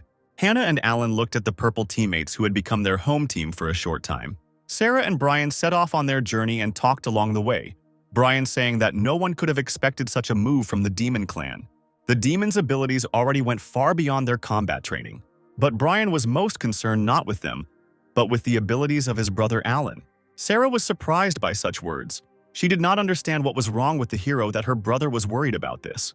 Brian told her that it was obvious that the guy had been in control from the start.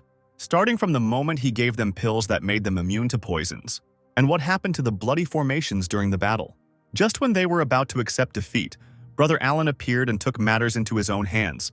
If it weren't for him, the bloody formation would have covered them all.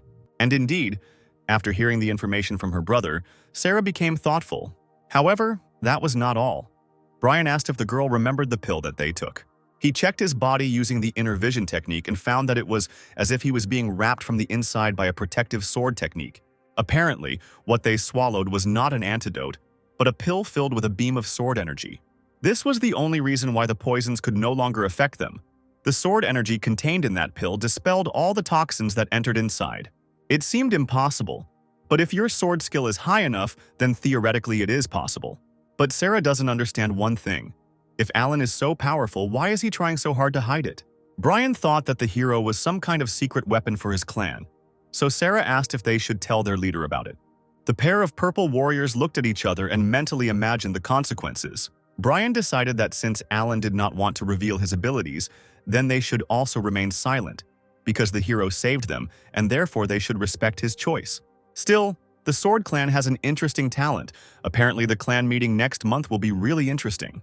Meanwhile, Hannah looked at the strange golden stone and said that it was time to go back. She turned to Alan, saying that the chief had told them not to linger, but the guy didn't seem to be listening to her. He smiled and said that these guys are very smart. Hannah asked who these very smart guys were, and Brother Alan grinned and said that it didn't matter. It was time for them to move on. The hero decided that he should disperse his sword energy. After all, if the head of their clan notices her, it will be a rather unpleasant situation. On her way home, Hannah suddenly turned to her brother Alan. A sweet girl asked me to tell her honestly if the guy had any secret power, to which Alan replied that he had no need to lie.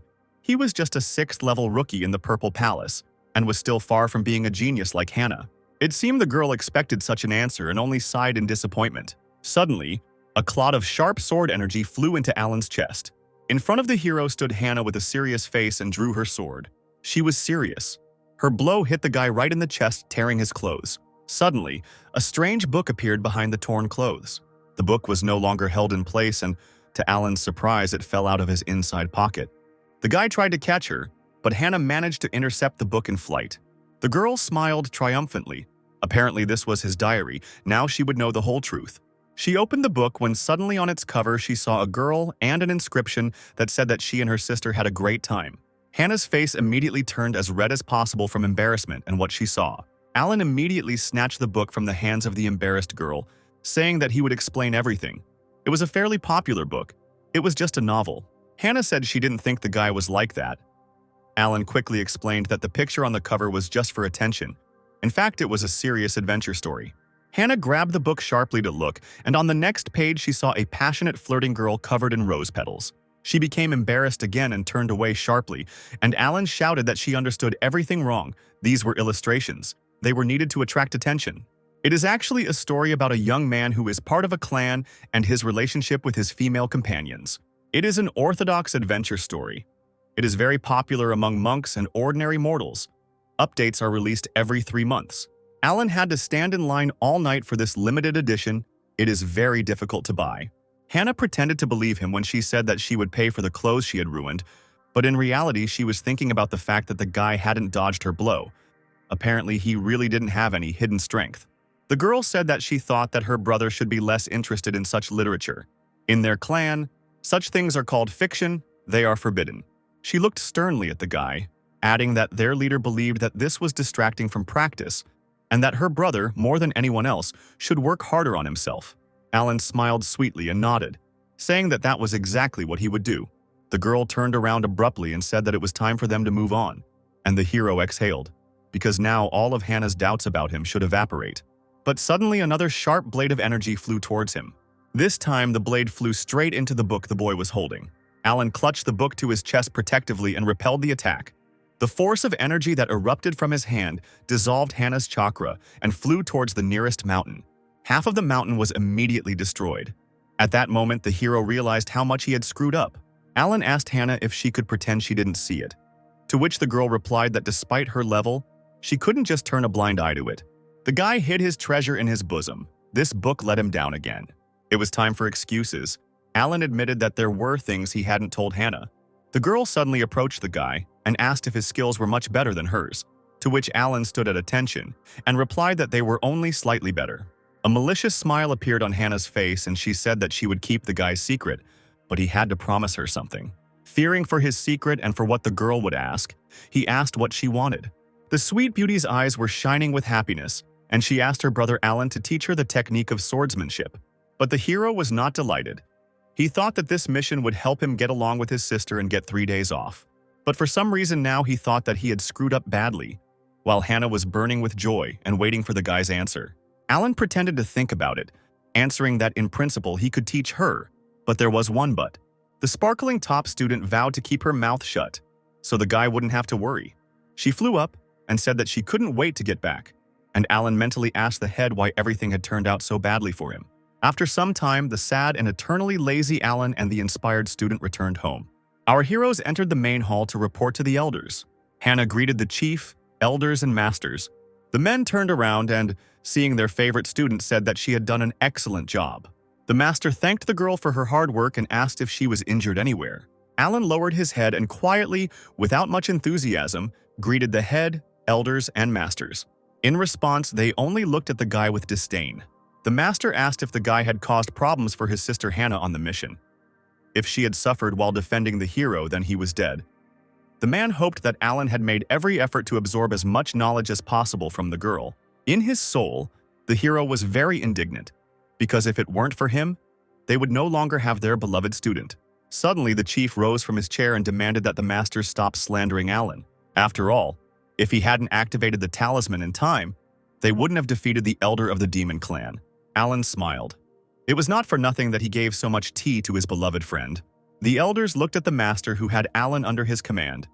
It turns out that he is a real hero who saved the whole situation. The man said it was only natural that he gave the protective talisman to his student. The other elders smiled, feeling the master's strength. They praised him for destroying the demon clan elder with just one talisman. However, the master clearly remembered that the talisman he gave to Alan was barely above the first level of the Purple Palace. According to rumors, Lloyd, the elder of the demon clan, was at the 5th level. Is it possible that the master gave Alan the wrong talisman and that is why he defeated the elder?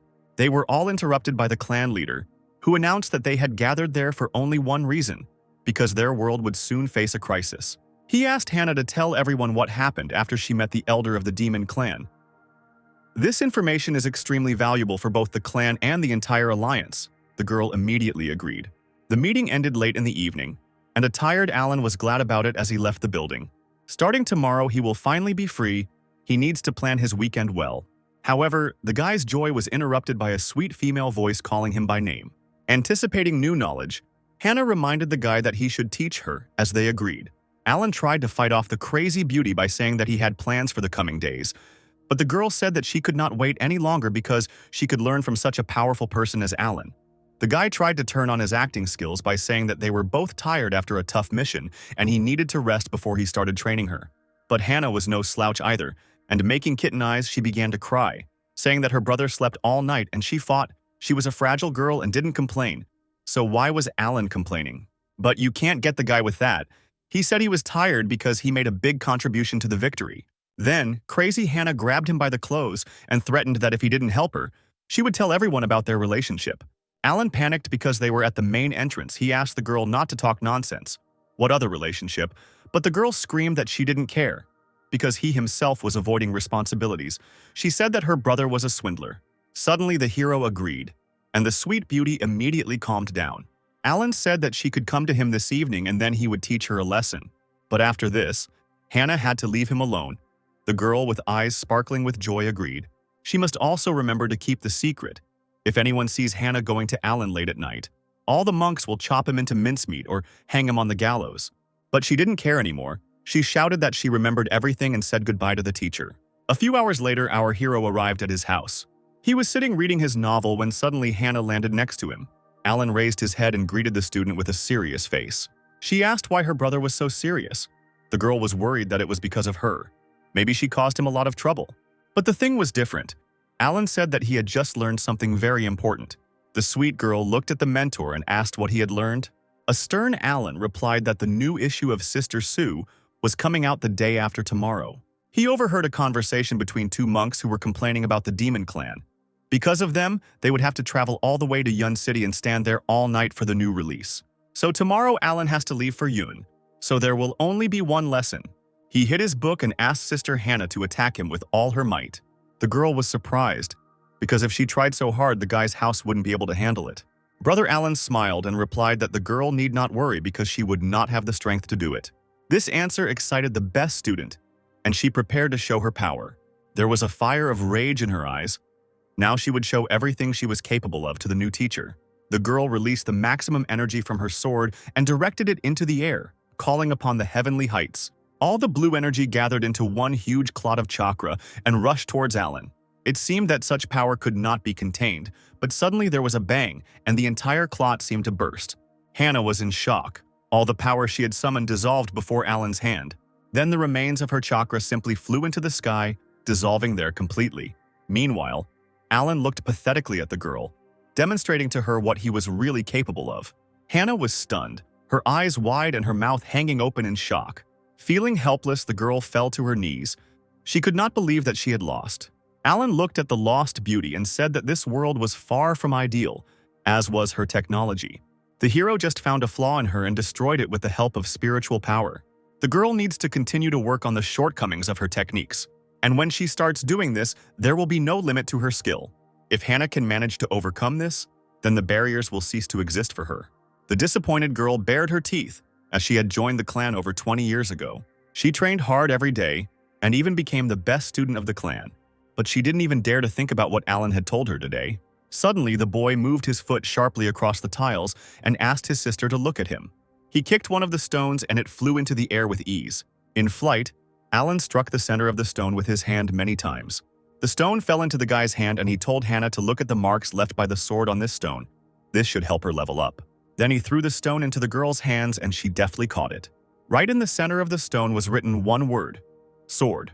Alan also said that the girl should remember that this is his gift to her, and no one else should see it. The beauty agreed.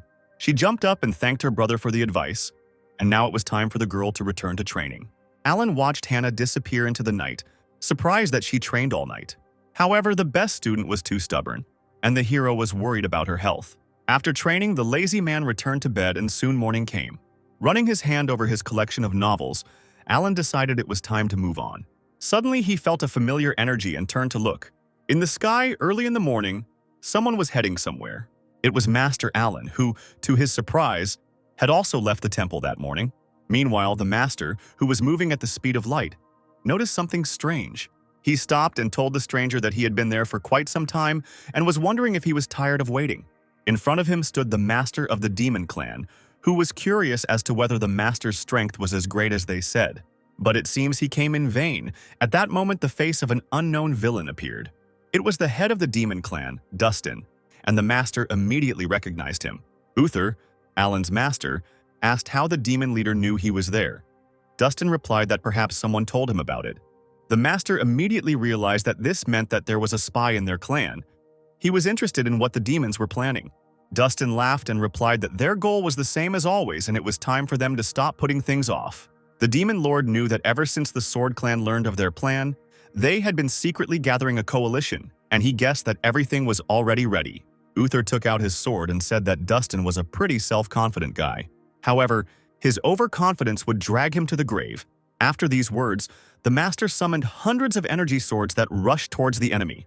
Dustin's eyes lit up blood red, and he replied that if that day came, he would accept it with dignity. But that day was not today. He wanted to see if Uther had gathered enough strength to withstand his attack. Meanwhile, in the city of Yun, everything was quiet and calm. Alan was already rushing to the sale of his favorite novel. He got to the city pretty quickly and now he needs to look around to figure out where the meeting will take place. But suddenly he felt a strong pressure. The boy felt the beam of sword energy hidden in his master's jade pendant activate. The master is at the first level of ascension to the truth, and no one can compare to his sword technique, yet he might be in such danger.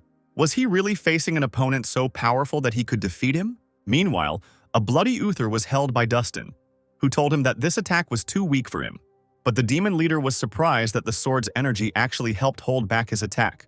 The energy hidden in this cracked jade pendant. Opening his eyes, Uther remembered that this pendant was given to him by his student Alan. In his memoirs, Alan told the master that this pendant was his gratitude for taking care of him. Smiling, the guy said that this was just a small manifestation of concern. Dustin swung a second time and said it was time to die. He wouldn't miss a second time. Meanwhile, Alan revealed the strange seal on his chest and said that these powers should be enough. He began to focus his energy and circles like ripples on water gradually emerged from his head. The circles became bigger and bigger. The almighty lazy man was looking for his goal. Dustin felt something wrong happening behind him and turned around. Alan summoned his sword technique, a space-cutting beam. At that moment, a huge beam of energy appeared above Dustin's head, like a divine pillar of electricity, which was directed straight at him. The blow hit its target. Exhausted after such a powerful attack, Dustin thought that this technique belonged to Master Reynolds. He held a scrap of Uther's clothing in his hand. His opponent had disappeared. Dustin was furious and swore that their next meeting would be his last. After some time, Alan was already there. The guy understood that he had hit the target. However, it didn't help. His opponent's strength was probably much higher than the level of the Purple Palace. But why did someone from the Demon Clan need to kill his master? Luckily, Master Uther managed to escape and Alan was already rushing back. The hero returned to the city where his book was sold. The guy thought that upon returning home, he would need to visit the master. The guy looked down and was surprised that the city was quite crowded today. All these people were standing in line for the ceremony to celebrate the release of the new volume of the Immortals' Crazy Journey. Alan didn't think it would turn out this way, but he had no choice but to stand and wait. Evening came, the line gradually shortened, and suddenly the seller said that there was one last copy left. The residents were indignant, but Alan was happy with his success because now it was his turn. He reached out his hand for the coveted reward. Apparently, luck was on his side today. But suddenly someone's hand also reached out to the book. Next to Alan stood a gorgeous girl with blue eyes and in a pink dress. She looked at the guy seductively and innocently. But the hero was not so simple. He put his hand on the book and did not want to give it up. Then the girl turned on all her charm and sense of smell, asking this handsome man to give her the last copy. But Alan did not give in and rudely refused the girl. Then she offered to pay him twice as much for the book. Her gaze became stern and she said that it was a great deal. No need to refuse a gorgeous lady. Nobody wanted to give in. The hero and the girl shouted to the seller that they needed this book. The sellers didn't know what to do when they saw the angry customers, so they asked them to calm down. There was one last copy left and we needed to come up with something to divide it up. And then the girl had an idea. She said that since Alan doesn't want to give in to her, he should act according to his conscience. The hero asked what the girl meant. Cards with images of hands appeared in her hand, and the girl suggested playing rock, paper, scissors. Alan doubted it, because it was very easy to cheat in this game, to which the girl replied that she had personally created it, and these cards were capable of reproducing a person's thoughts. So there was no way to cheat. They can use this to achieve justice. The guy agreed that it would be really difficult to cheat. It all seemed quite reasonable, and in the end they decided to play. Alan's opponent suggested playing up to 3 wins, and the hero agreed to this condition. He decided to choose scissors in the first round to check everything. The girl gave the countdown. After she counted to 3, they placed the cards on the table. She invited the vendors to turn over the first round of cards.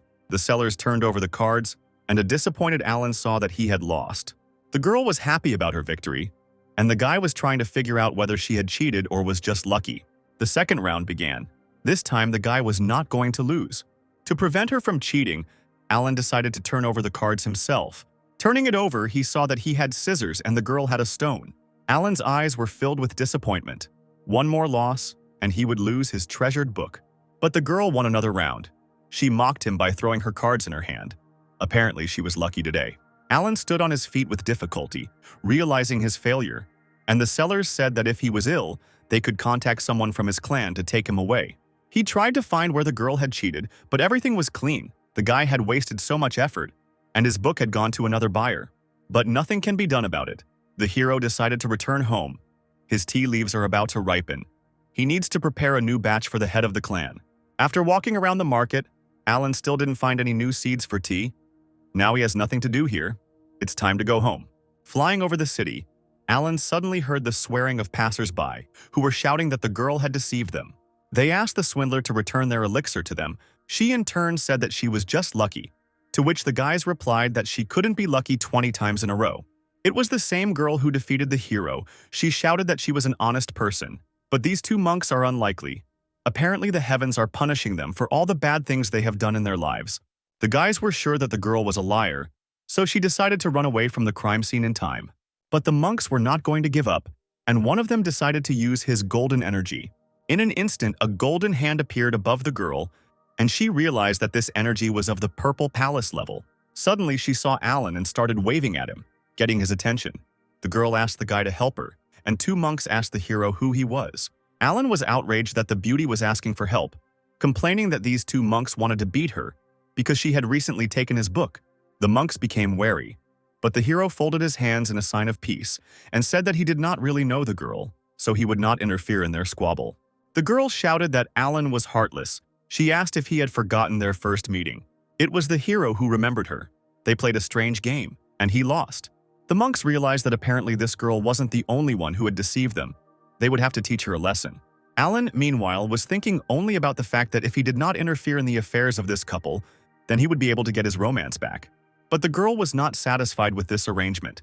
She took the book and shouted that if the guy did not help her right now, she would tear it into small pieces. The monks asked why she was yelling. After something like that, she wouldn't get away with it. The guy called upon his chakra, and in an instant it formed into a golden hand. But suddenly his chakra was dissolved by a pillar of blue energy. Alan stood up to protect the girl, a blue aura shining around him, protecting him. The monk experienced a strange effect. It seemed that his powers were blocked, but the stranger said that he would not help the girl, so why did he stand up for her now? Alan apologized to them. He said that his plans had changed and asked for his understanding. Then the indignant hero turned to the swindler and asked her to give him the book. But the girl was not going to do this. She thanked the naive guy and used one of her abilities. At that very second, the girl dissolved into the air, leaving behind only a blue silhouette of energy. But Alan wasn't going to let her go just like that. He caught the rest of her chakra. The guy smiled menacingly.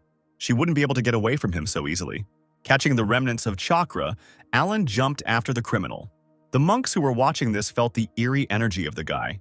They wanted to know what clan he was from. Suddenly, the second monk remembered that their treasures were still with that lady, and they needed to return them. Meanwhile, the cunning girl appeared outside the city. She was glad that she had not been training for so long in vain. But suddenly she felt a strong pressure on herself and someone was next to her. The formidable Alan appeared right in front of the girl and asked how she dared to lie to him. He directed two of his energy strikes at the girl's chest. Suddenly, she felt that she could no longer levitate. Alan had blocked all her powers. The hero managed to catch her. Looking at the criminal, he menacingly asked what clan she was from. Alan said that the girl's lies would not go unpunished. According to the law of powers, her spiritual power must be sealed, and she must be demoted to a commoner who would have to clean pig pens for a whole week. The girl imagined how she would dig in the mud with pigs, and this terrible punishment frightened the exhausted beauty. She kicked her legs and tried to break free. At that moment, two monks whom the girl had robbed flew past the couple. The beauty asked to let her go, but Alan said that he would not let her go until she gave him the book. Then the girl said that he would be alone for the rest of his life if he continued to read such novels. But she had no choice. The swindler took a book out of her pocket and handed it to Alan in exchange for her powers. Alan did just that. He restored the girl's strength and threw her the spirit stone.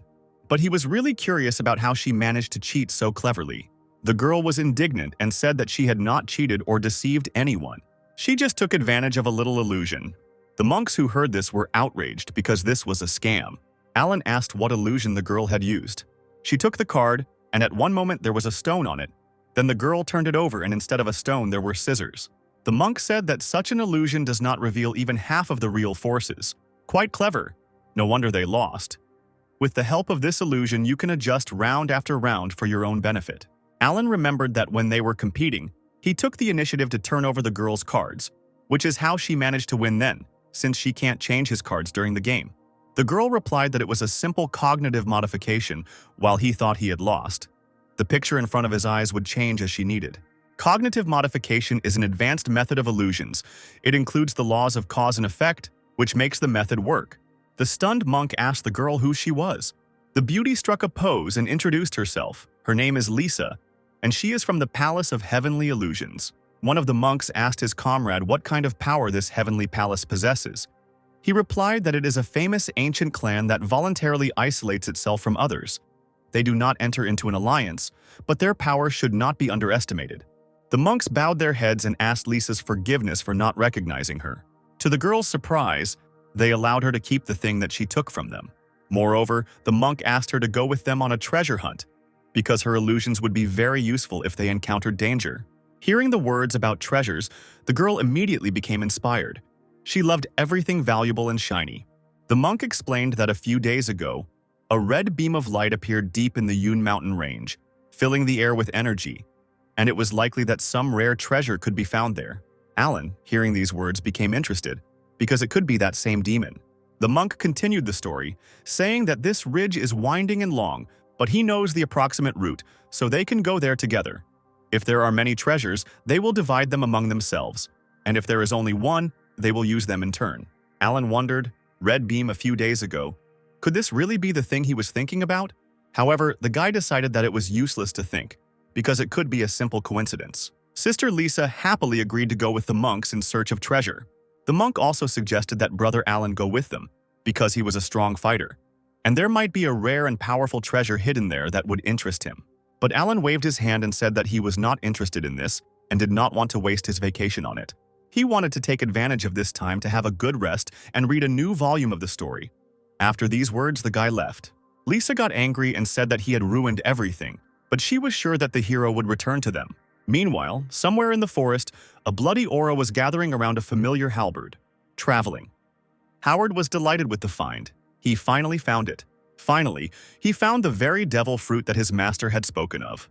Lisa and her new companions set out in search of adventure, and their first test on the way was a fierce lion-like creature. The creature, filled with power, jumped towards the brave girl. He swung his paw and hit Lisa, but her upper body immediately disappeared. The beast was confused, the girl used her illusion and jumped into the air, the bait worked.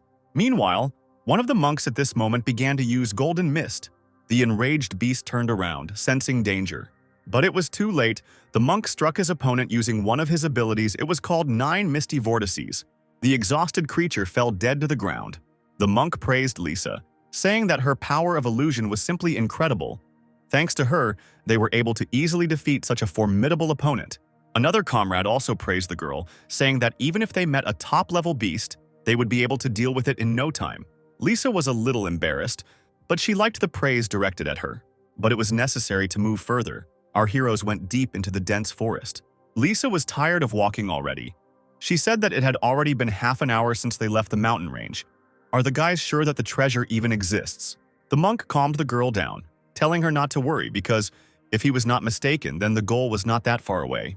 Meanwhile, Howard began his ritual, commanding the demonic spear to absorb the energy. If everything goes according to the demon's plan, then in a few hours he will be able to get it out. The villain was looking forward to this moment. As soon as he gets the fruit, the master will be pleased. But suddenly his thoughts were interrupted by a magical aura that he felt. Howard turned around. He realized that someone was approaching him right now. Using his magical vision, the demon elder saw 2 Yunshin clan disciples and a girl walking towards him. This wasn't in his plans. If they found the devil fruit and notified their clan, there would be problems. The level of these 3 is not too high, so Howard was confident that he could deal with them with the help of the blood puppets. He took out of his pocket one of the 3 artifacts that looked like a bell that the Lord had given him and rang it. At that very moment, the ringing of the bell began to form a demonic gate. Howard laughed. It would have been better if these travelers had run away from him. An unknown substance appeared, and Howard told her that he would stay here to protect the fetus. And the unknown creature that appeared must lead these 3 uninvited guests to him. The creature, enveloped in a purple aura, understood the order and immediately rushed after its target. While observing the artifact, Howard said that he was not in a position to leave behind 3 corpses. Meanwhile, Alan returned to Yun City because it was already too late, and he doesn't work overtime. The guy was sitting in one of the taverns and drinking aromatic tea while reading a long-awaited book. Before he knew it, he had almost finished reading the book. Finally, the killer whose identity had been hidden all this time was about to be revealed. Alan eagerly turned the page. Here it was, the secret the boy wanted to know. His eyes sparkled. But there was only a drawing of the face of a familiar girl, and an inscription saying that she would not tell him who the killer was. Alan's disappointment knew no bounds. Lisa had ruined the moment by replacing the last page. He started screaming at the top of his lungs. The guy couldn't believe that the book would end at such a moment. His screams caused the earth to shake, and the people in the tavern thought it was an earthquake. Suddenly, they saw a blue beam in the sky, which rushed past them like a star. Enraged, Alan raced towards his goal, vowing to find it even if he had to destroy the entire mountain range. Meanwhile, the team of adventurers went further and further into the forest and began to notice a strange situation around them. Besides, for some reason, Lisa felt like someone was watching her right now. The monk who was leading the squad turned around abruptly and shouted that something was wrong here. Something was moving towards them. At that moment, purple lightning struck the guy and blood poured out of his mouth. Lisa and the second monk screamed when they saw this terrible sight. The monk fell to the ground. His brother grabbed his partner and began trying to bring him to consciousness. Lisa noticed something approaching the still living guy and tried to warn him, but he didn't have time to react in time. Now 2 monks were lying on the ground unconscious. Lisa trembled, asking who was there. Stuttering, the girl asked the creature to appear. At that very second, a person fast as dark lightning appeared behind her. Lisa felt a powerful blow to her neck and immediately lost consciousness. Alan felt something strange. An explosion of spiritual power just appeared next to him. But suddenly he disappeared somewhere in the depths of the forest as quickly as he appeared. The guy walked forward, surprisingly, but there were no traces of battle, as if everything had disappeared or someone knew how to cover their tracks. The hero used his sensory ability, and at that moment he felt that there was something in the air. The dark entity was about to attack the guy, approaching him from behind. But Alan, who was standing motionless, suddenly opened his eyes and stopped the attacker. The dark blade, almost touching the hero's neck, stopped. Alan asked the creature who he was and what he was trying to do. The purple aura dissipated, and inside it Alan saw a cute little girl holding a needle with trembling hands. Feeling a terrible aura in front of her, the girl suddenly began to cry. Alan assumed that she couldn't speak and asked about it. The cute creature nodded her head. The hero asked if the 3 guys who fought with her were still alive or not, and the girl nodded her head again. Suddenly the guy became stern and told the creature to take him to them, and then he would not punish her. The creature was about to agree when suddenly they heard the ringing of a bell coming from the depths of the forest.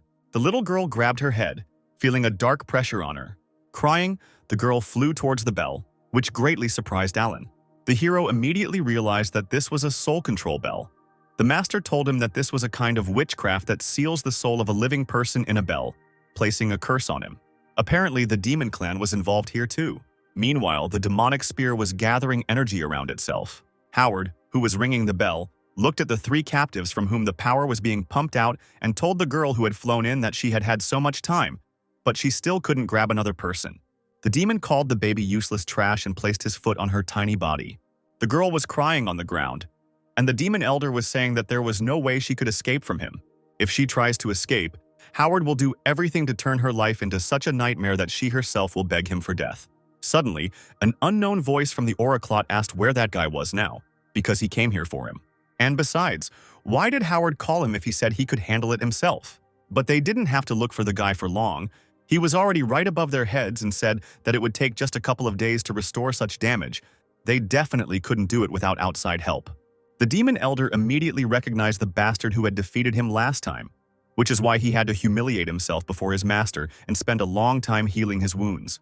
Howard didn't wait long and immediately attacked his sworn enemy, sending a demonic clot of energy in his direction that looked like a skeleton's skull. But Alan, as always, easily repelled the elder's attack by simply dispersing the villainous energy. He smiled, mocking his opponent, and said that he did not understand how Howard was still holding on with such strength. The demon's rage was boiling more and more. Alan was irritating with his imperturbability. He grabbed the bell and ordered Gwyneth to quickly kill the vile insect. But Alan, with a quick movement of his blade, cut off the demon's hand that was holding the bell. The hero approached the little girl. Now he knew her name. Her name was Gwyneth. The guy attacked the ancient artifact with his energy, and it immediately shattered into small pieces. He told the sobbing baby that she no longer had to be the demon's puppet. Now the girl is free and can do whatever she wants, and these words made her eyes fill with even more tears. The girl flew sharply towards Alan, but Howard ordered her to stop. Gwyneth immediately fell to the ground. The demon said that even without the bell, she could not disobey his orders. The villain tried to tell her what would happen to her if she disobeyed, but at that moment he shut up, because he got hit on the head by a little girl. After the blow, a frightened Gwyneth immediately threw herself into Alan's arms. The boy stroked the crying girl's head and told her that she could now go home. And she doesn't have to worry, the hero will figure everything out himself. This is coercion and exploitation of labor. He himself understood all this perfectly well, because he was once in exactly the same situation. Howard wasn't going to give up. He stood up and punched the ground, summoning the blood hell technique. At that very second, a bloody aura began to burst out of his hands, and inside of it, many eyes appeared. A huge hand appeared from the bloody hell and a voice was heard from inside, asking who dared to challenge his master. A huge demon appeared from the dark portal, and Howard ordered it to kill the monk immediately. The monster understood the order. Swinging at the hero, he shouted that this guy was just a small pawn, and his master should not dirty his hands with such trash. Sharp blades of bloody energy rushed towards Alan to kill him, but he pulled his sword out of its sheath. At that moment, a huge pillar of the guy's aura struck the sky and blocked the demon's attack. The creature was surprised by the boy's strength, but it was a pity that because of his seal, the demon could only show 1/5 of his strength. The monster shouted that one day he would return, and there would be a glorious battle between them. But for now, the guy could only remember his name. The monster wanted to say his name, but before he could finish, he burst, due to Alan's multiple cuts. Gwyneth hid behind the guy and was shocked by what she saw, and Alan just sighed in disappointment. Howard was horrified that a mere mortal could defeat such a powerful demon. However, that was not all. Alan was not going to just let the impudent elder go this time. The boy concentrated his powerful strength into his fingers, creating a blade of energy.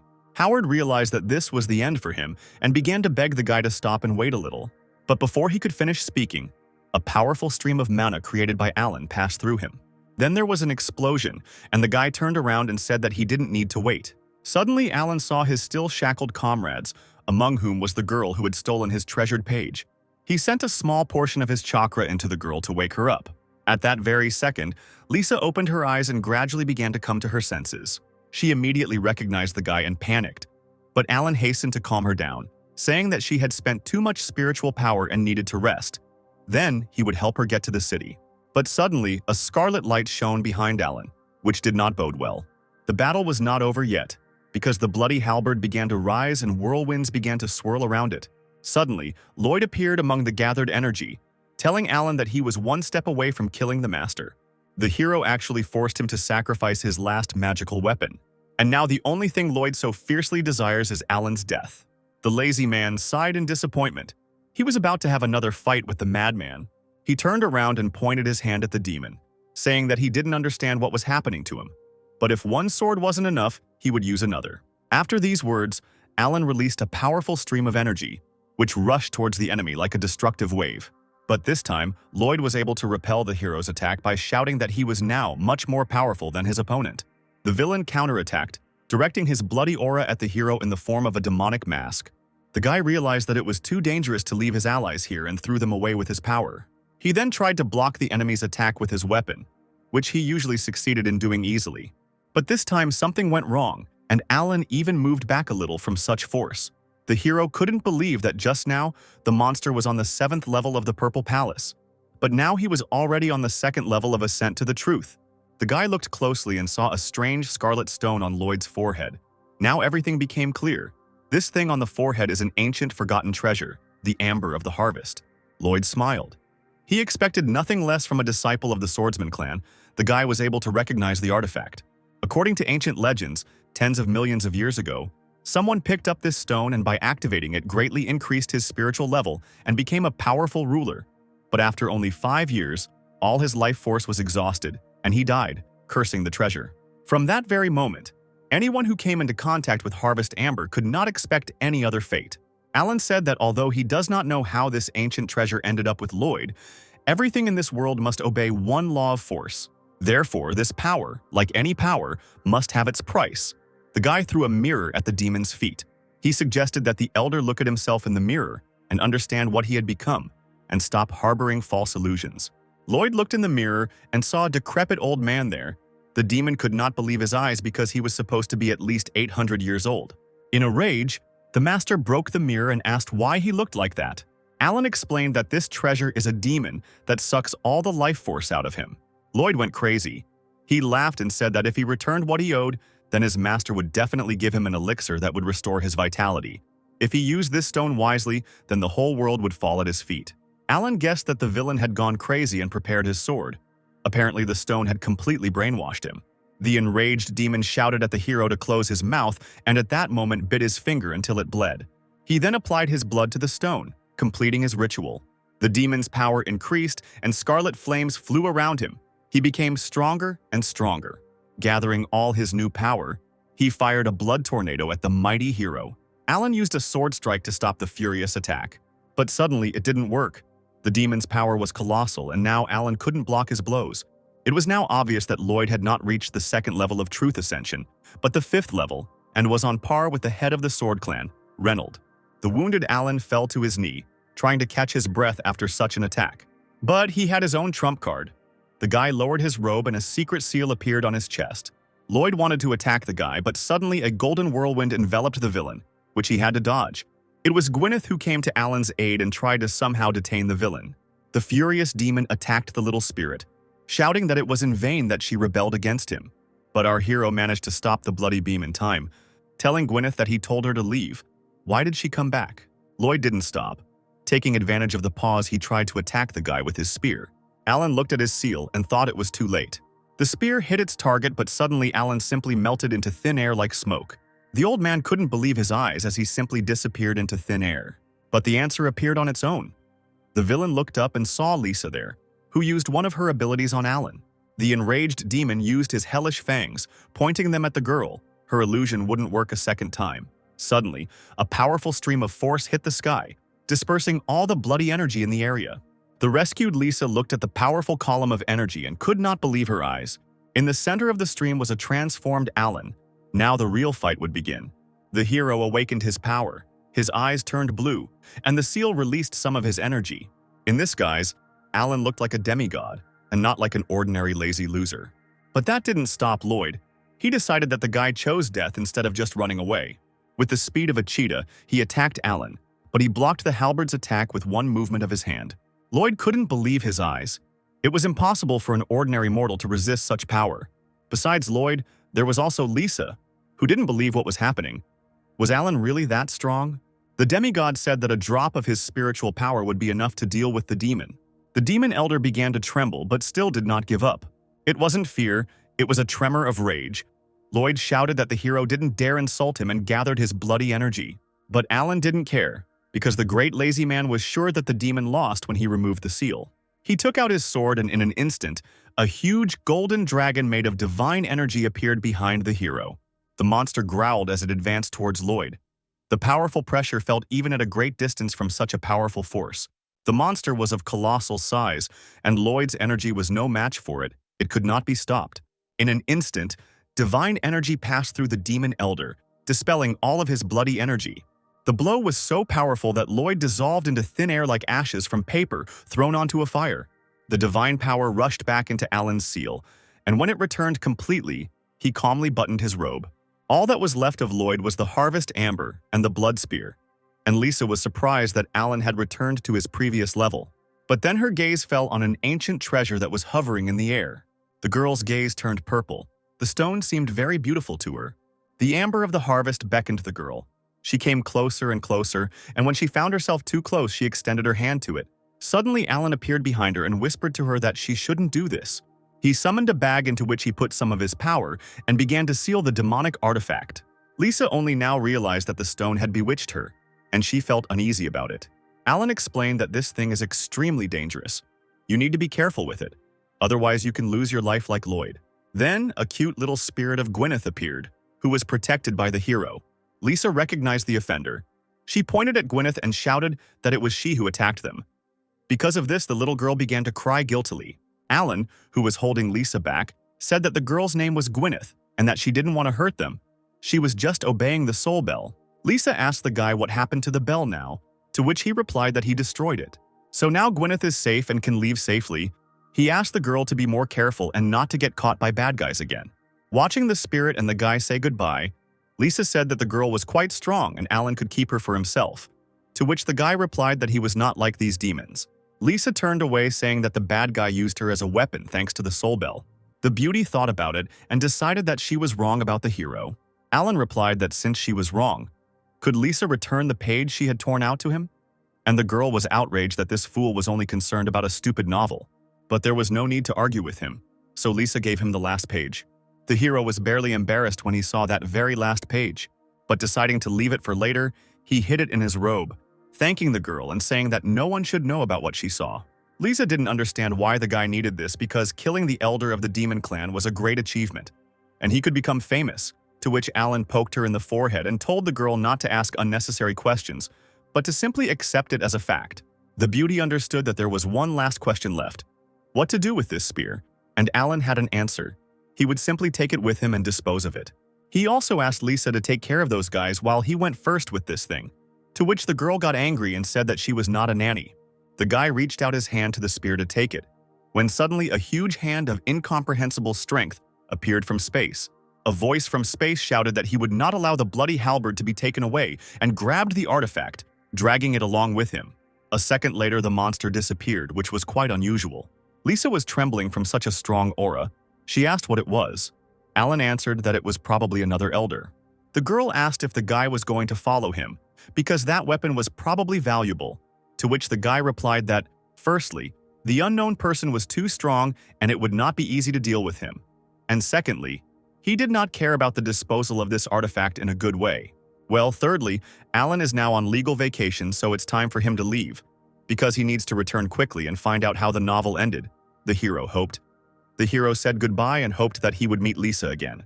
After these words, the guy quickly ran away, leaving the girl confused. She stuck her tongue out at him as a farewell, saying that she didn't need him to meet with her again, because so many bad things had happened since their first meeting with the beauty. But if you think about it, Alan has incredible strength, a good character, and he has a pretty face. Lisa thought that she shouldn't think about that because this guy left to deal with the consequences of what happened. But at their next meeting, by morning, Lisa woke up the monks, the girl slapped each guy, and they immediately woke up. The monks did not understand what had happened. The head of the demons had disappeared somewhere, and Lisa was sitting in front of them without a single scratch. The girl saw the questioning faces of the guys and decided to tell them everything. After a few minutes of stories, one of the monks was horrified to learn that the treasure was a weapon of the demon clan. It turns out that Lisa and Alan saved them from death. Lisa confirmed the guy's words, adding that they were lucky because the elder died from exhaustion of spiritual energy. The monk asked where Mr. Alan was. He was worried because they didn't even thank him for saving him. Brother, shouldn't the grand meeting be about to begin? Given his strength, Lord Alan will definitely be there as the representative of his clan. Indeed, we will be able to thank him there, the monk answered, which surprised Lisa. The girl became interested in what kind of meeting would take place, when and where it would be. The monk scratched his head and said that it was not surprising that the girl knew nothing about the meeting, since their city was isolated from the rest of the world. Most of the clans from the east are part of the alliance, and every 10 years they send a representative to Tianjiao. During this meeting, the ranking of each clan is determined. This is called the Great Assembly in Tianzhou. In addition, the place in the ranking in the future affects the distribution of resources between clans. Lisa understood everything. She assumed that she could also come there. The monk answered the girl that, given the reputation of her clan, it was quite possible. The cunning girl smiled and thought that if she went there, she would have the opportunity to fight that guy. Her gaze was sly, and the girl decided that it was time for her to return. Meanwhile, Alan was already hurrying home, flying over the mountains. He thought about the past battles. That man, what happened to him? Casting such a spell requires extraordinary skill and great spiritual power. His power is very great. If I don't destroy the seal by at least a third, I'm definitely not his opponent. But most likely this will have to be done, because the clan of demons took up the matter and dared to attack even the master. They probably need that demonic halberd for a reason. Even if I try to get the weapon back, it will definitely lead to a large number of attacks and a big crisis. I count on the help of the elders of my clan, and I myself can contribute to solving this problem. Suddenly, the guy felt a strange aura in the breath of wind. He stopped and asked the entity why it had come, and at that very second, a golden whirlwind formed behind him. To the guy's surprise, Gwyneth appeared from the golden whirlwind and crashed into the hero's chest.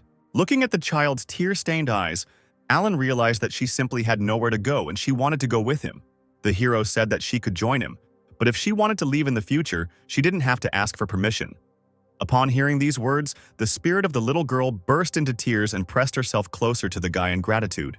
Alan stroked her head calmingly. The hero did not expect that he would be able to get a magical companion for free. After heading home, the guy said that it was great that from the outside Gwyneth's strength looked like wind. It was a great conspiracy. In the future, Alan promised to solve her speech problems.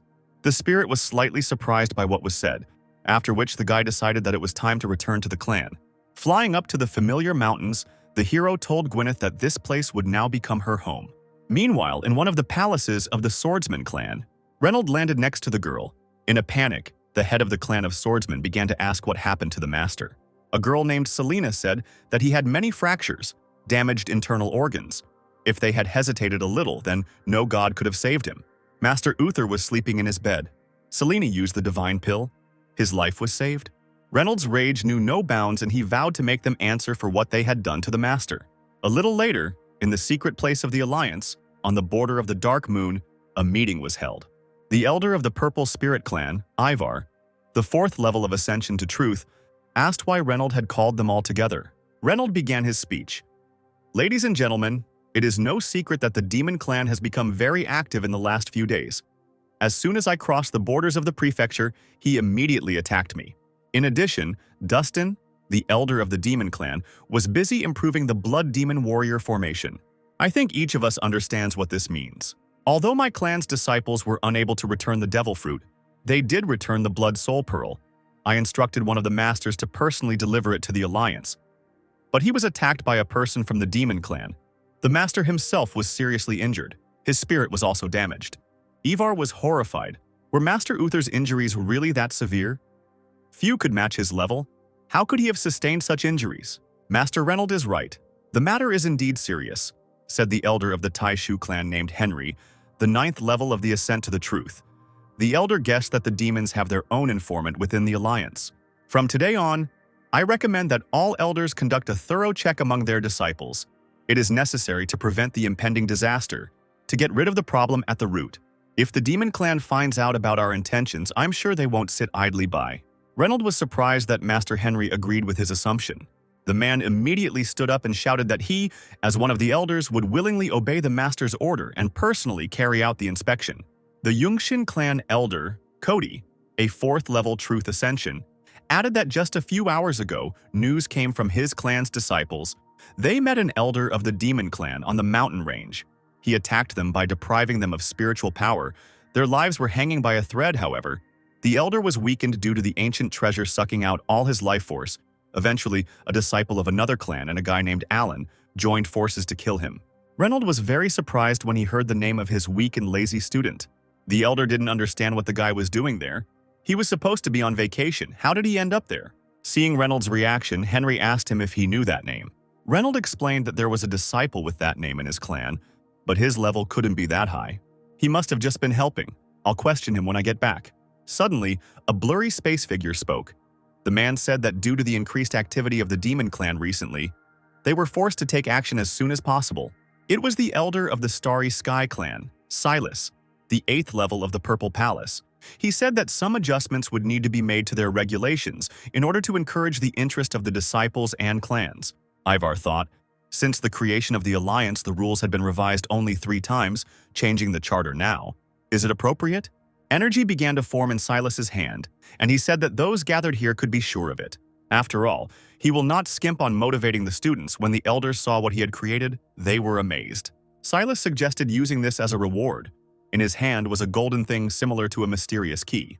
After some time, Alan returned to the clan's residence and decided to visit his master. He held a box and a small jug in his hand. The guy looked friendly and asked the master how he felt. Uther greeted the student. Thanks to Selena's care, he was much better. He just needed a little time to recover. Alan, meanwhile, opened his box and replied that he was now calm. There were 2 lumps of greenery and a spoon in the box. The hero took the greens and, using a spoon, carefully poured them into a glass, telling the master that he had carefully grown these tea leaves. Then the guy added water from a small jug. This water was straight from the mine. Having brewed the tea, Alan handed it to the master, saying that a cup of this tea would definitely restore the teacher's spiritual strength. Alan came closer to the bed and asked Uther to drink it. He happily accepted the gift. Taking one sip, the man felt a surge of strength, appreciating his student's tea. He then said that Alan should use the time he spends on plants to develop himself, since his level is still too low. Among the students, Alan is perhaps at the lowest level. The teacher's words upset Alan, and he took up his own again. This time, the hero decided to release a little spiritual power. A blue aura surrounded Alan, and the boy informed Uther that he had risen to the 8th level recently. Seeing the power flying around the room, the master was surprised, but then his gaze changed from joyful to indifferent. The angry teacher said that it had been 5 years since Alan's last breakthrough. Look at your sister. She had trained hard to achieve her goal. Alan, in his usual manner, said that he would try his best, and the teacher asked him to stop making fun of him. As your teacher, I know that you don't like to hear about such trivial things. You probably didn't just visit me for no reason. Realizing that the conversation was getting serious, Alan hurried to get out of there as quickly as possible, but the master stopped the guy. The teacher said that he was wounded by one of the people of the demon clan, and he almost died in that battle. But the jade pendant that Alan gave him protected him from the deadly attack. Then there was a sudden flash of light that wounded the attacker and allowed Uther to escape. Alan, tell me the truth. Are you hiding something from me? For example, your true level. Or maybe you sealed your true power so you wouldn't show it to us.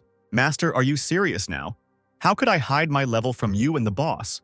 That's also true. You're not very diligent. I don't think you could pull off something like that. But what about the jade pendant? Where did you get it? Uther asked, and Alan told him that he found it in a treasure chest.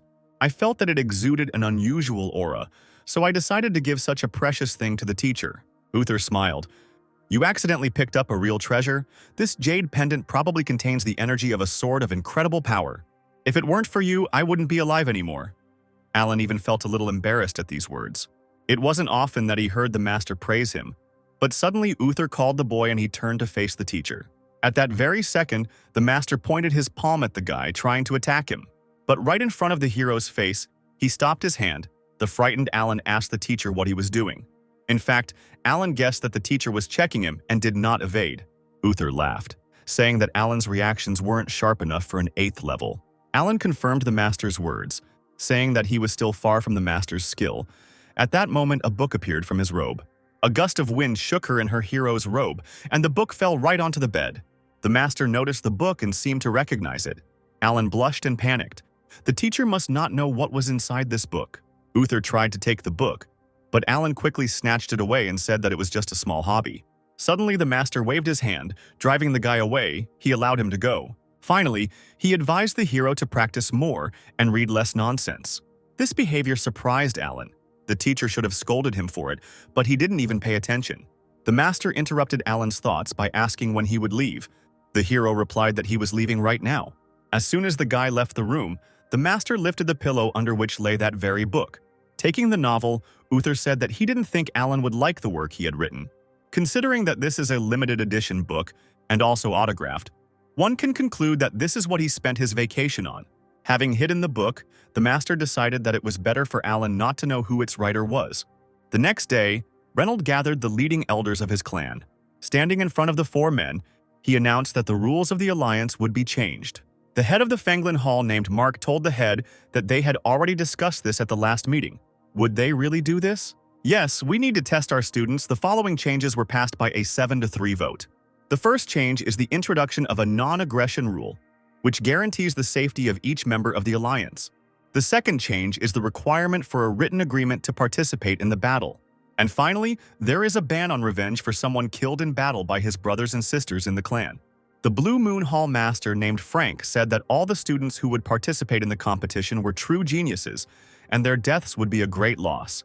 Reynold himself understood this. The concerns of the masters were not unfounded, but the attacks of the demon clan became much more frequent.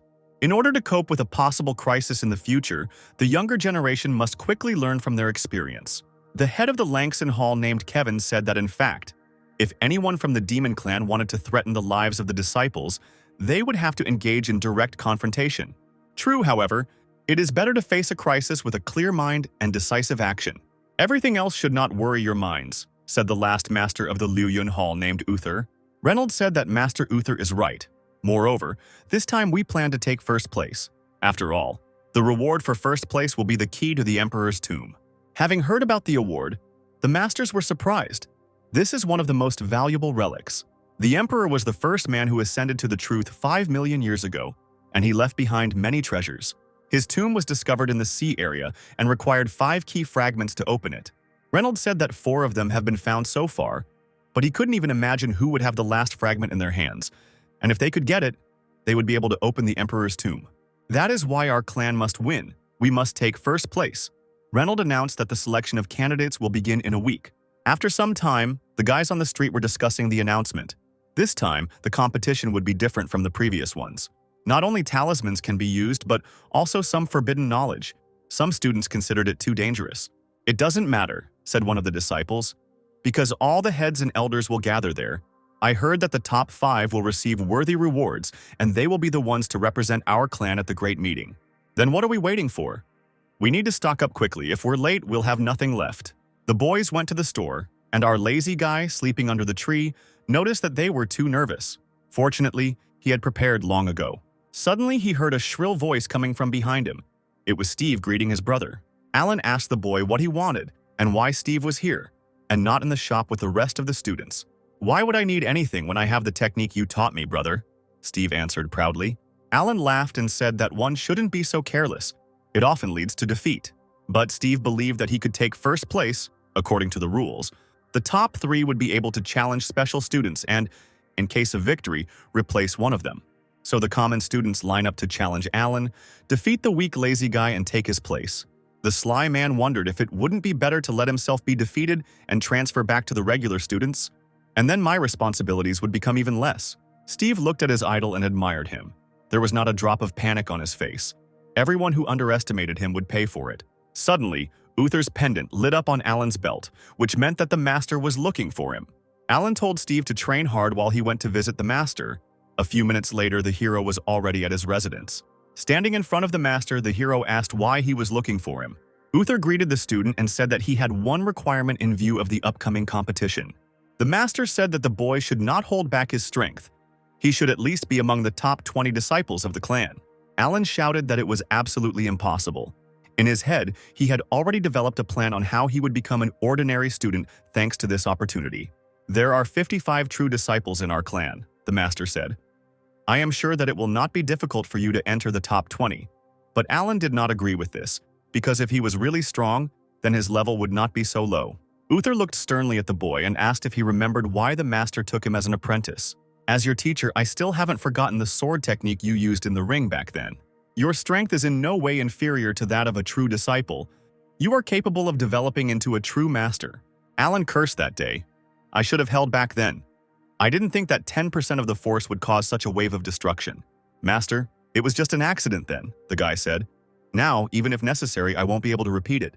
Do you want to refuse your favorite teacher?" "Master, but I really can't," Alan replied. "No one can stop him from becoming an ordinary student again." Suddenly, the teacher took out a pink book and put it on the table, asking if the boy really couldn't show his strength. Seeing a familiar book in the master's hands, Alan was a little embarrassed. Uther sent the book into the boy's hands. The hero was surprised that the master also reads such things. The pages began to turn in Alan's hands, and he saw a signature on the last page. The author was Uther.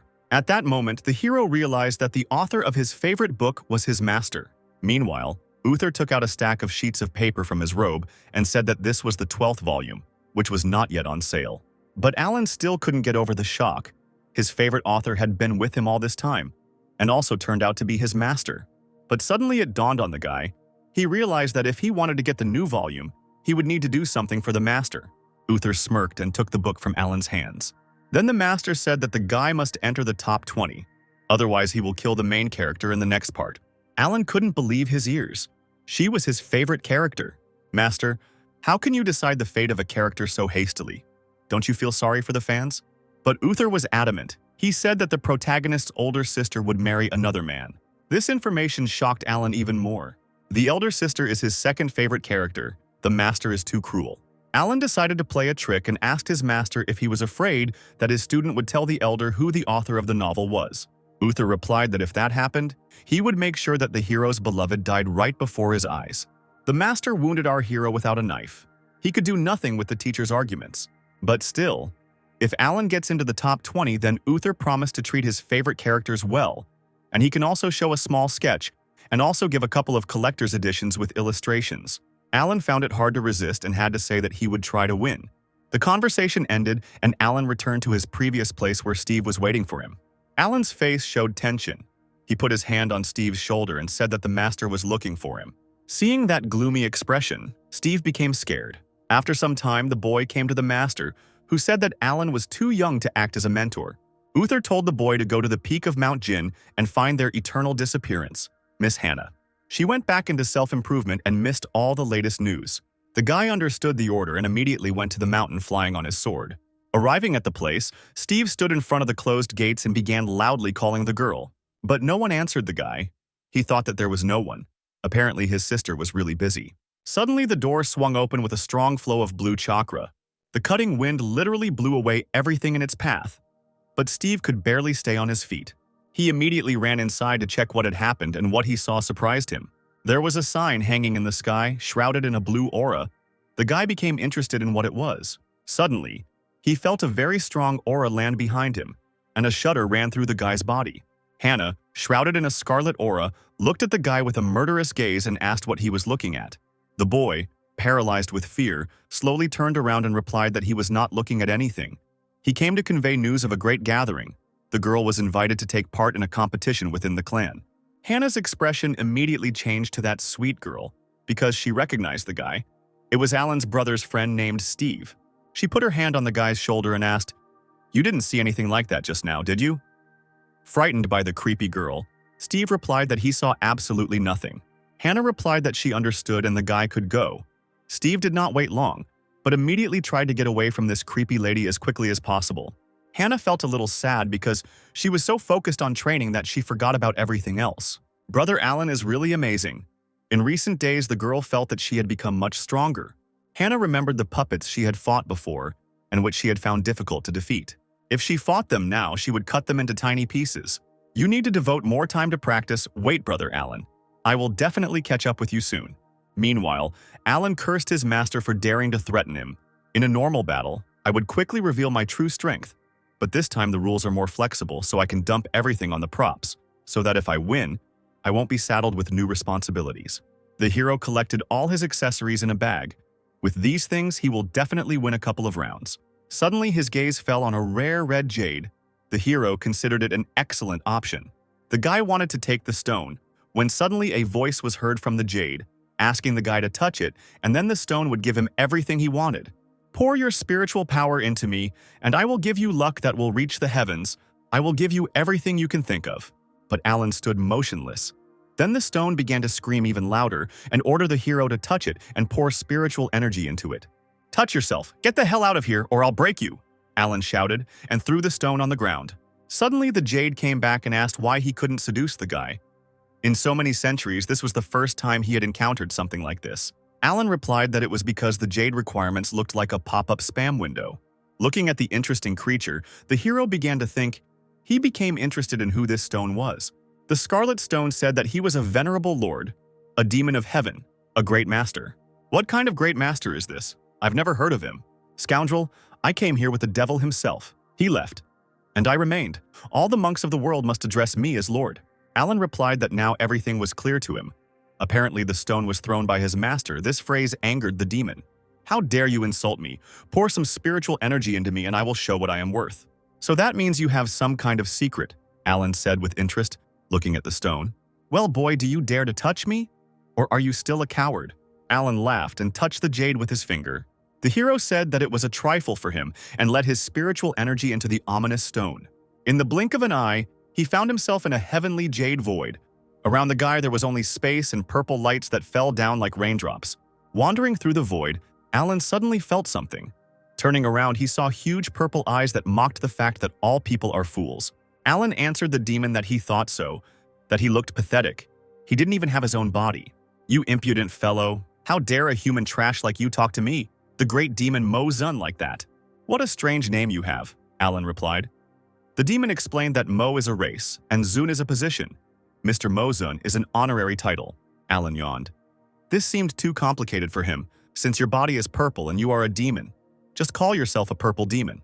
The great demon became angry and ordered Alan not to call him that. Okay, purple demon, the hero smiled back. Mo Zun told the guy that he wouldn't be acting so arrogantly for long.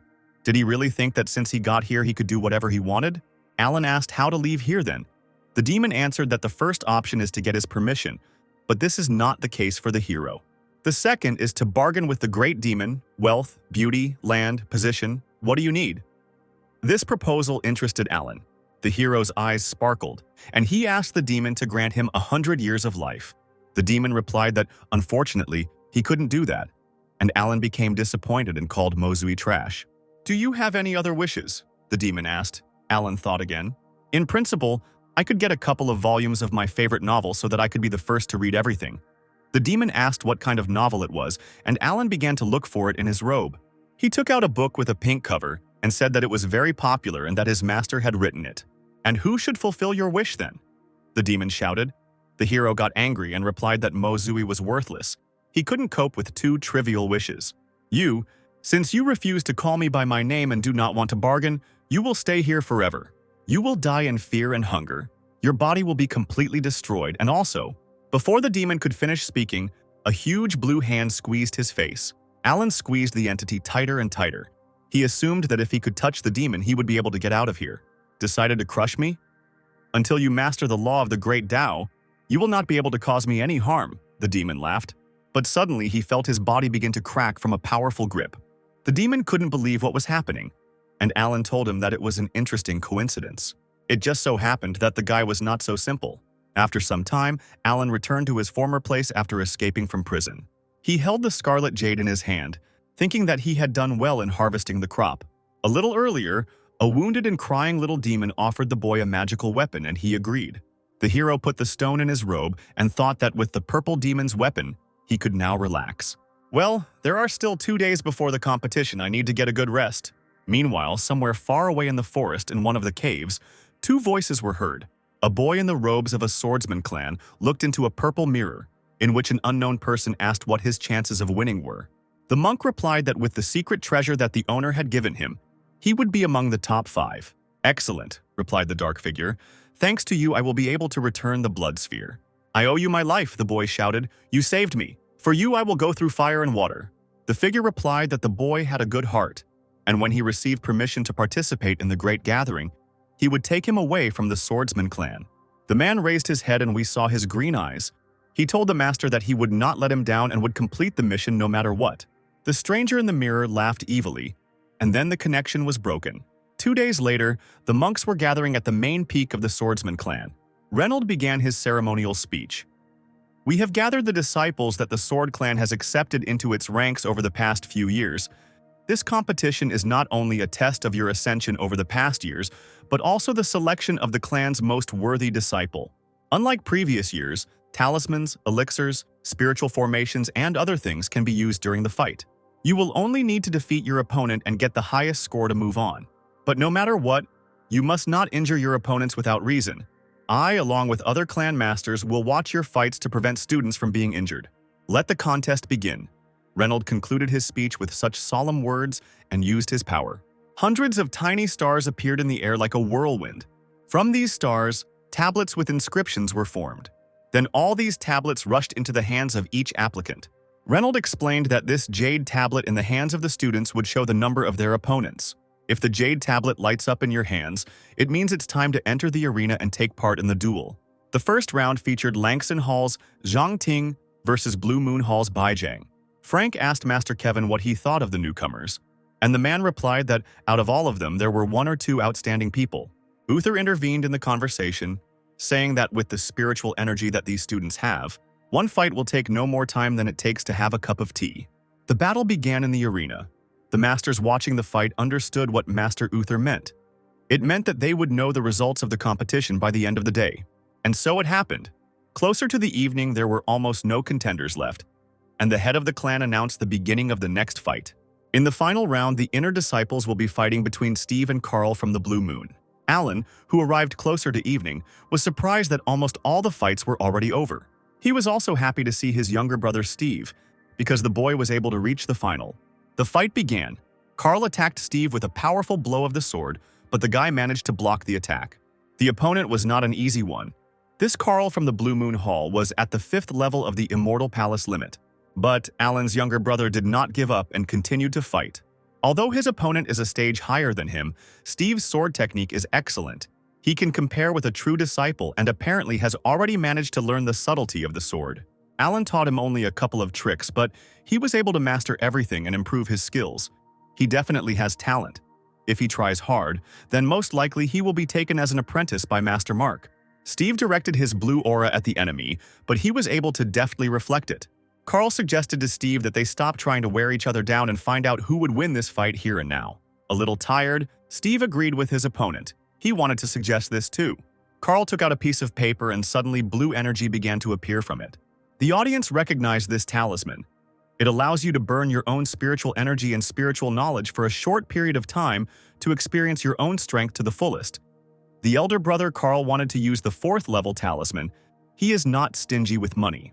Steve also did not stand aside and swallowed a small pill. It was an explosive energy pill, although this pill was only a 3rd level one. Considering its effect, it was completely equal to the talisman that Carl used. Carl used the Moon Spirit Sword, Moon Bending, and warned Steve to prepare for his attack. The guy also used one of his most powerful attacks, the Wind Spirit Sword, the Silver Dragon. An explosion thundered. Both powerful forces came together in a duel. Everything must be decided with one blow. The smoke from the blow began to clear. One of the contenders was on his knee, which meant we had a winner. When the smoke cleared and the audience saw Steve, the guy realized that he had lost. Carl told the guy that he was better only in spiritual energy and not much. If the younger brother was at the same stage of ascension as he was, then Carl would undoubtedly lose. Hearing the words of support, Steve was glad. He mentally thanked Alan for the lessons because, if it weren't for him, the guy would never have reached that level of mastery in wielding a sword. The referee declared the match over, and the winner was declared to be Carl from the Blue Moon Hall. Reynolds also appreciated the 2 disciples. One has a good spirit, and the other has great talent. Both have the ability to become true disciples. The clan leader asked Selena if he could disturb her, and the girl replied that it was her duty to use her ability. A pink aura enveloped the boys, and they felt a surge of strength. Their wounds healed, and their spiritual energy was restored. The judge announced that Carl had reached the 1st place among all the inner disciples. According to the rules, you have the opportunity to choose a true disciple to fight with. If you can win, you will replace his place among the true disciples. Carl didn't think long and named the student he was choosing. It would be Alan from Luyan Hall. The audience whispered, "Elder brother Alan is a true disciple, but the weakest of them all. His ascension is only at the 6th level of the Immortal Palace limit, so it can safely be said that he is the weakest true disciple in the history of the Sword Clan." Alan landed in the arena. Carl asked his brother for help, and the guy agreed. Suddenly, Steve turned to Carl and asked him to be careful. The man didn't understand what his younger brother meant, but for some reason his words gave him a bad feeling. The judge announced the start of the duel between the 2 monks. Carl turned to Alan and said that he had first heard about him a long time ago. Alan, hearing these words, thought it was praise, and replied that he was very flattered. But Carl did not want to praise him. To be honest, he was terribly disappointed in the behavior of a true student. He, along with other inner disciples, devoted all their strength to ascending to become a true disciple. They exhausted themselves with training every day and did not even think about rest for a minute. Listening to the monk's story, Alan already guessed what he wanted to tell him. Carl started shouting that, unlike them, Alan was a true student who worked from 9 to 5 and never took climbing seriously. Even outside of training, you spent a lot of time just messing around, sleeping, and not even thinking about the way of the sword. Your lazy actions have no place in the Sword Clan. I will destroy you and take your place among the true disciples.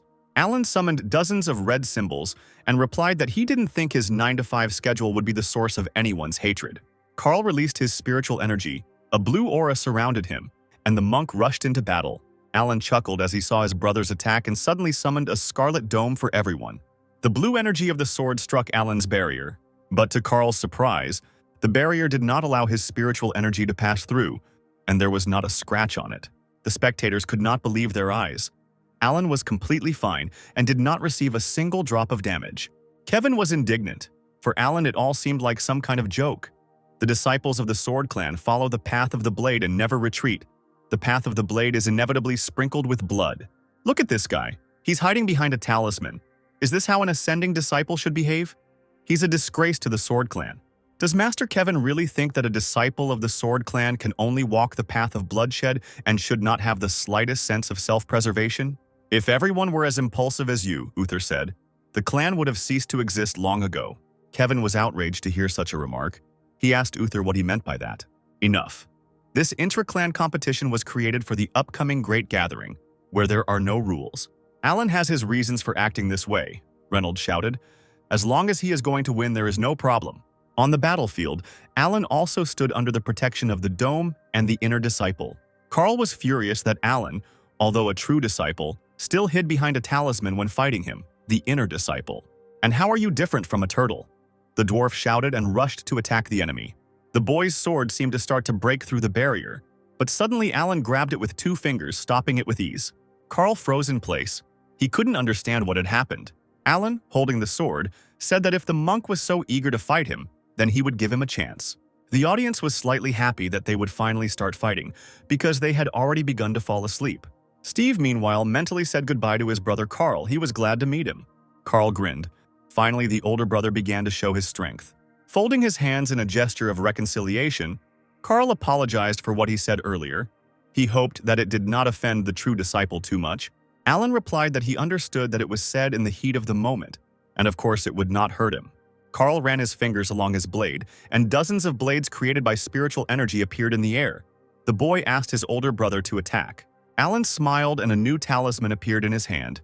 Pouring spiritual energy into it, this talisman began to sparkle. The audience was surprised and wondered what kind of talisman this was. They had never seen anything like it before.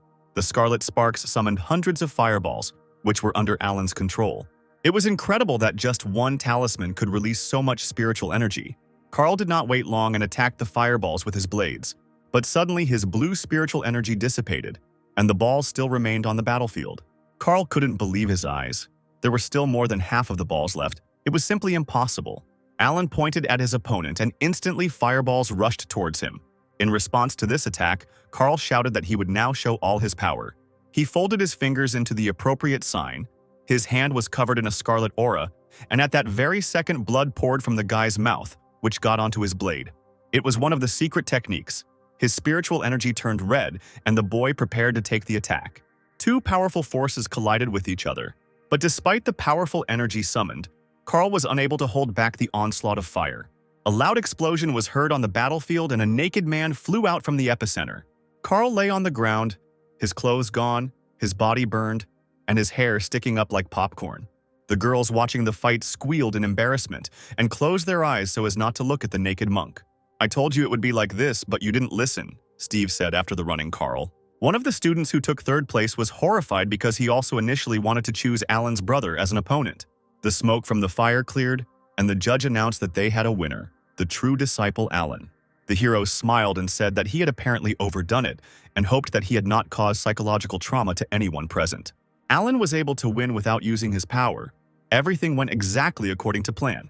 Next up should be Steve, who also has to choose his opponent. Steve ran closer to the arena and shouted to his older brother that this fight was just amazing. Alan put his hand on the enthusiastic boy's shoulder and told him to keep working. Inspired, Steve accepted his mentor's instructions and entered the arena with his sword ready. He chose his opponent. It was Lin's elder brother. Lin was surprised that he was chosen, since he was ranked 3rd among all the true disciples. The guy walked into the arena and the fighters greeted each other. Suddenly, Alan was called by his teacher and asked to come over for a second. The hero did not keep the elders waiting and immediately headed to the terrace. Landing near the elders, he graciously greeted all the masters. But in response, he heard only silence. It was clear that they were not very friendly. Uther got straight to the point and asked his student where he got the talisman from. "Previously, I inherited this family treasure from my ancestors in the secret realm, and thus learned about this 100 Hell Dragons talisman. The power that this talisman can release is directly related to the spiritual energy of the student. In fact, he obtained it by making a deal with that purple demon and giving him some of his spiritual energy in exchange. When this talisman is activated, its power will be comparable to attacking someone on the 4th level of the Purple Palace. I just need to use these spiritual talismans during the fight, and I will be able to win 2 matches without lifting a finger and get into the top 20. So Alan will not only question his powers but also complete the task of the teacher, to whom he demonstrated his family treasure." Suddenly, the guy was called by his name, Kevin, who was clearly unhappy with him. The hero turned to the master and asked what he wanted to tell him. "As a disciple of the Sword Clan, you know well how to wield a sword, but you chose talismans instead. Isn't this the easiest way to win without fighting?" "What does winning without a fight mean?" Alan asked.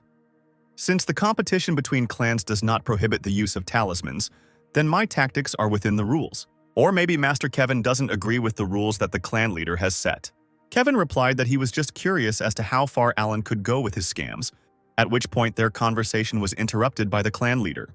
"Alan, since you have received the talisman from the Secret Kingdom, we will not torment you with questions anymore," said Reynold. "You can go. We wish you good luck in the upcoming competitions." The hero bowed his head and thanked the chief for his parting words and said that he would leave here immediately. In his thoughts, the guy was glad that the chief had helped him out. Next time, he would give him more bags of tea. A few minutes later, the competition Steve was participating in ended, and unfortunately, the guy lost. Even though the student lost, Alan knew that he had good skills and that he would not be long before being initiated into a true student. The competition of the inner disciples has come to an end, the judge announced, and now the duels among the true disciples will begin. The students from Grid A were announced, and Alan was in Grid B. The guy guessed that his turn would not come even in an hour and a half, so he decided to rest a little by levitating in the air. After a few fights, the referee announced a new fight. It was a duel between Hannah from the Hidden Mirror Hall and the girl from the Blue Moon Hall. The guys who were in the audience were happy that there would finally be a fight between the strongest student, Hannah, who moreover was liked by many not only for her hard work. Alan heard the boys chanting the student's name. Apparently, Hannah really is very popular. But many people also shouted the name of her rival. There are rumors that the younger sister Alice is very beautiful, and many people are discussing her. Apparently, all these guys are so excited because they want to see two beauties fight. The first girl, embraced by purple petals, appeared on the battlefield. It was Alice from the Blue Moon Hall. She was at the 4th level of the Purple Palace and ranked 6th on the Divine Leaderboard. Next came little sister Hannah, the 5th level of the Purple Palace and 1st place on the Divine Honor Board. Hannah's gaze was stern. Alan immediately noticed that the purpose of the elder sister's sword was stronger and her ascension had increased. The masters also noticed this, but Alice is not weak either. Her Blue Moon sword technique includes magical and power techniques, mysterious and frightening.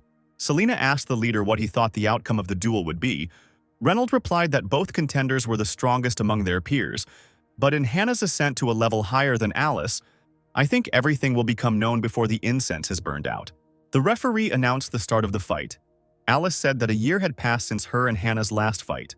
Last time they exchanged 133 blows, and Alice only missed one. Since then, she has been practicing climbing hard. Her strength is not what it used to be. Alice hoped that today Hannah would find out how much her sword technique had improved. After that, she summoned the shadow step technique. Meanwhile, Hannah gripped her sword tightly, concentrating her power. For only a split second, the girl pulled her sword out of its sheath, which illuminated the battlefield with its bright light. Then the girl turned around and, to the surprise of the spectators, began to leave the arena. Behind the student, in a split second, hundreds of blows from the blue blade appeared, cutting through the phantoms. Alice's blade fell to the ground. Her illusion dissipated, and the girl was forced to admit defeat. She looked at her shaking hands and couldn't believe that she had lost so quickly. Hannah turned around and told the girl that she only won because Alice let her. The audience did not understand what had happened at all. Why the older sister Alice had so quickly admitted defeat. One of the observers asked Zhao's elder brother if he had seen this attack. The red-haired man replied that one blow had immediately destroyed all illusions, and Hannah's younger sister's swordsmanship had improved again. Furthermore, little sister Hannah came into contact with little sister Alice's sword 10 times in such a short time, causing her spiritual energy to go in a different direction and weakening her grip. Bill, who was ranked 3rd on the heavenly leaderboard, said that it was mostly because the sword fell from Sister Alice's hands and she admitted defeat.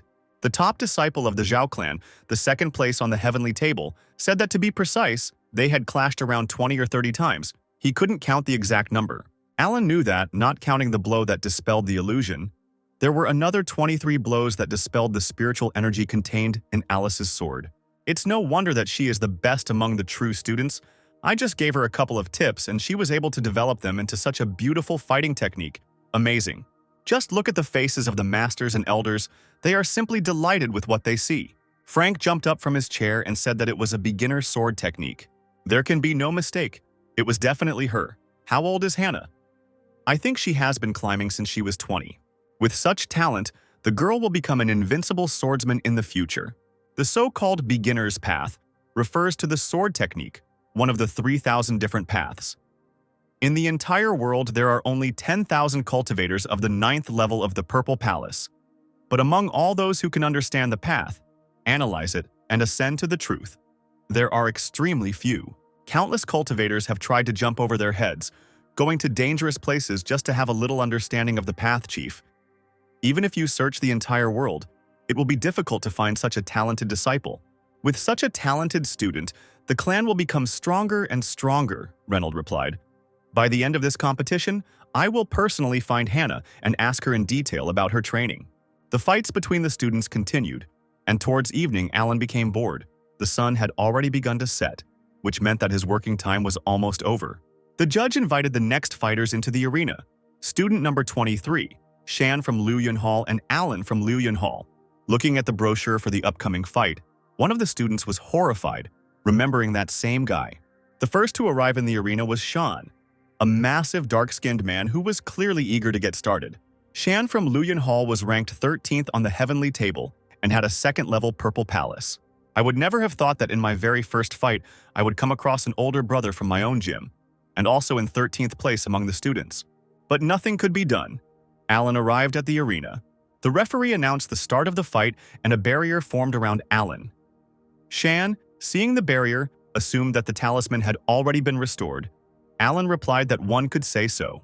Shan said that as soon as he entered the Luoyun Hall, he became more animated and wanted to become number one in the Sword Clan. I had high expectations of my brothers, and I believed that everyone in Luoyun Hall was working hard to ascend and not allowing themselves to rest. But you are a true disciple of the Luoyun Hall, and not only do you not work at all, but your laziness also infects the entire hall. What kind of high expectations for children speech is he giving? Alan thought. Why does it seem like he is even more serious than our teacher? Elder brother Shan, the hero replied. I respect your opinion, but you can't force it on me. Working from 9 to 5 is what I live for, and it's different from laziness. You have to understand that in life, besides climbing and working, there are many important and interesting things. Alan remembered that he had to pay a high price to learn this firsthand, and he hoped that Shan would be able to understand this too someday. Even now you are looking for excuses, Shan shouted. You don't even use a sword in battle, but shift all the work onto trinkets. Today I will break your talisman and make you understand that the Sword Clan lives by the sword and follows its path. The way of swordsmanship is the ultimate goal for every student, including me. After these words, the audience heard a loud impact of ice fragments hitting Alan's barrier. The spectators were shocked to see such a powerful strike, its power comparable to the 5th level of the Purple Palace. It looks like Alan will soon be carried away on a stretcher. He is still only at the limit of the Palace of the Immortals. He is lucky that he lasted so long. The judge was ready to announce the end of the fight because Alan was encased in ice. But suddenly the ice cracked and a sly smile from underneath appeared. As expected of senior brother Shan, the strength of your strike exceeded all my expectations. Steve, along with the other spectators, were surprised to see Alan escape from the trap. Shan was also surprised because he put all his strength into this blow, but it only hit the talisman and did not hurt it at all. Your protective talisman was stronger than I thought, Shan replied, but now it is broken. Will you face me or admit defeat? Alan replied that he wanted to admit defeat, and at that moment various talismans appeared from his sleeve.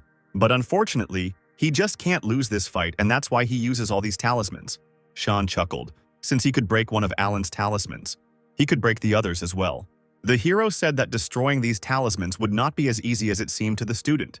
After all, the talisman he broke was a weakened version, so the hero advised Shan to surrender.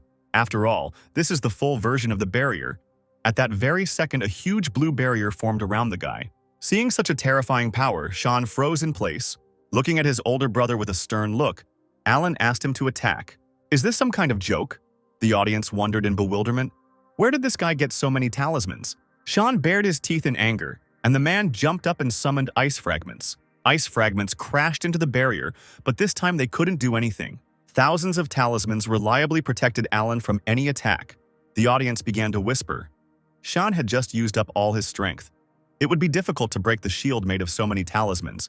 How powerful would the attack have to be to break through it? Frank, watching the fight, was surprised that the guy used all these talismans so suddenly. Could he really control them using just his spiritual power when he was at the Immortal Palace limit stage? He must have used some kind of medicine or treasure to increase the amount of his spiritual energy, Kevin guessed. Meanwhile, Reynolds was amazed that he would never have thought that Alan would be able to find a way to shirk work right at the interclan competition. Uther analyzed the fight. From the very beginning, Alan used the standard shield talisman and deliberately did not show the full rune, which forced Shan to use all her power to attack. And then he opened the full set of runes when the enemy had already spent a lot of spiritual energy, and there would be no need to worry if he broke through the shield again. Could it be that Alan had thought all this through in advance? This is my student's first time fighting at this level, only because of our agreement. As a teacher, I am pleased with his result. But still, both of these guys were Uther's students. Therefore, the master would not like to see either one student or the other lose. Shan continued to attack the barrier, but each time it recovered after another attack he fell to his knees without strength. Out of overwhelming anger, he punched the ground. Even though he used all his spiritual energy, he still couldn't destroy this shield. Therefore, the man decided to admit his defeat. There was no point in continuing the fight. The referee declared the end of the fight. Alan won this competition. The hero smiled and bowed before his older brother, saying that he won only because he allowed him to win. Shan didn't answer, but simply turned around and began to leave the arena. Turning around, he said that a third-level Purple Palace cultivator could break Alan's shield with just a little concentration. The same method won't work with other students. The guy won't always be able to pull off this trick. But Shan lost. However, Alan wouldn't advance far if he relied only on the shield. The man hoped that the guy had more tricks in store to raise the Lu Yunhal's rank higher. The hero was surprised by such words and thanked his older brother for his comments. Although senior brother Shan's words were rude, his intentions were good. But I don't care about rank, I just want to live an ordinary life in this world. Alan turned and began to walk down the arena. All around him he could hear the spectators condemning him, saying that this fight was too shameful. Everyone said that he didn't even draw his blade. He was unworthy of being considered a true disciple. In principle, the hero expected such a reaction. He moved away from the arena and returned to his favorite activity, relaxing by the tree. Hannah, who was watching the fight, could not understand how the older brother Alan came to use talismans. Suddenly, someone called the girl's name and she turned around. It was a true student of the Hidden Mirror Hall named Jennifer, who asked Hannah if she also thought that this fight was a bit shameful. Hannah got angry when she heard this and asked how her younger sister could even say such a thing. The head has long ago announced the rules for this competition. No restrictions, victory is the most important thing. So tell me what's shameful about the fact that brother Alan won this fight thanks to his talent. The poor girl didn't know what to answer. She just wanted to find a topic for conversation. Somehow Sister Hannah reacted too sharply to her words. Jennifer replied that Alan was a disciple of the Sword Clan, and yet he had not used a single blade technique, which was too much. Who said that a disciple of the Sword Clan must necessarily follow the way of the sword? According to my knowledge, the second elder ascended to the truth through the way of the wind. There is a reason why brother Alan doesn't use his sword. The thing is, he doesn't need a sword to defeat his opponents, Hannah said enthusiastically. The girl stood and flew in the clouds with admiration. Jennifer did not understand what was happening to Hannah. It was strange because, as the first student of the clan, she always worked hard and didn't even look at the lazy students. But as soon as Alan, the laziest disciple of the clan, appeared, she suddenly became his protector. Today, something is definitely wrong with her. Suddenly, the girl's conversation was interrupted by the judge's cry, who shouted at the monk, asking how he could be so cruel. Alan also heard the scream and also felt a strange energy. One of the students was lying on the platform. He was dead, and a sword was stuck into his body. A monk, shrouded in purple lightning, hovered above the man's body. This was a true disciple of the Liu Yunhal named Urui. He was ranked 33rd on the heavenly leaderboard. Alan became alarmed when he saw the death of one of the monks. Although the intra-clan competition is being held without any restrictions this time, it does have some strict rules, one of which is a ban on intentional injury. "Urui, what have you done?" the judge shouted and concentrated his spiritual power. The energy slightly attacked the guy, and he replied that he should ask the elders what he did. After all, once used, his technique cannot be cancelled, which is why he lost control and killed that student. If it weren't for the rules, he wouldn't have used that technique. Mark was surprised that one blow from this guy could release the power of the 5th level of the Purple Palace. Strange that he had never heard of the existence of such a disciple in Master Uther's hall. Uther told about this boy. This child is called Urui. A year ago, he left the hall in search of a secret kingdom. It was only 2 weeks ago that he passed through it and returned to the clan. I didn't think that his ascension level from the 2nd level of the Purple Palace would advance to the 5th. Could it be that he received some powerful treasure in the secret kingdom? Reynold found out what kind of technique the guy used. He used a secret technique from ancient times called explosive spirit mastery. It consists of compressing all the spiritual energy of the body into one point and then releasing it. This technique is very powerful, but it is also very difficult to control because it uses all the strength in the human body. Entering the arena, the clan leader stated that apparently this disciple killed the monk unintentionally. He ordered the rest of the disciples to prepare everything necessary for the burial of the body and also to clear the arena. This monk was not strong enough.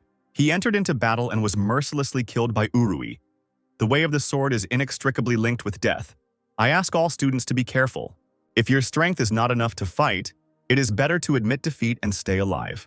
The girls also arrived at the arena, and Jessica remembered that in the previous competition, there were also those who forced themselves to participate even though their spiritual energy was weak, or fought to the death without thinking about the value of their lives. Hannah confirmed her words, but last time the leader and elders could have prevented the duel from ending fatally. The best student had no idea that this time everything would be different and that anything would happen at all. Uri looked with a mad gaze at the spectators who followed him with their eyes as he left the arena, dragging his bloody sword behind him. A villainous smile appeared on the student's face, and it seemed as if a dark aura surrounded him. Alan thought he was imagining things, but he seemed to sense demonic energy coming from this guy. The incident put a lot of pressure on the remaining true disciples in the following matches. Although everyone used their best moves, they still held back. Reynolds announced that half of the 55 true students had been eliminated, 28 had made it to the second round, and the remaining would now receive plaques for the next round of the competition. He created the blue tablets again, and in an instant they were in the hands of the students. Alan understood that if he won this round, he would get into the top 20. Once that happens, my agreement with the teacher will be fulfilled. I will just have to naturally lose in the third round of the competition and leave. The second round of the competition was about to begin, and the first fight was to be between Urui from the Liuyun Hall and Xiao from the Nebula Hall. The spectators were wondering how this fight would end.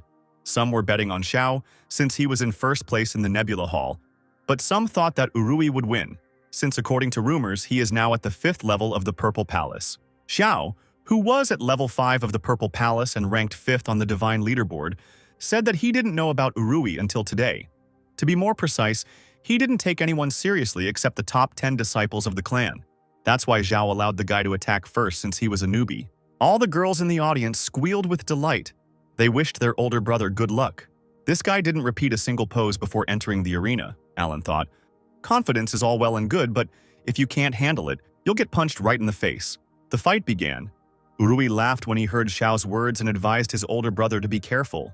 The purple devilish energy rushed towards Xiao. The attack was quite fast. The top student summoned a pink dome, and Uruya's attacks crashed into it. The purple blade pierced the dome, but Yao blocked it with his sword. Suddenly, blood poured out of Xiao's mouth. The audience was scared. His brother was injured. It was impossible for Urui's attack to be so powerful. Xiao fought off his opponent's multiple sword attacks, but he continued to advance. The top student told his opponent that he had underestimated him, while Urui couldn't believe that the guy was still standing. Alan chuckled. This Xiao is smarter than I thought. He used sarcasm and self-confidence as a defense, although in fact he was teasing Uruya and provoking him to strike first because he didn't say that he wouldn't block his attack. He had prepared everything and used the Misty Hall sword technique to release spiritual energy into the sky and create a shield, which had just allowed him to block a large number of strikes. Xi smiled. He told his opponent that this blow was not bad, but he figured out what its essence was.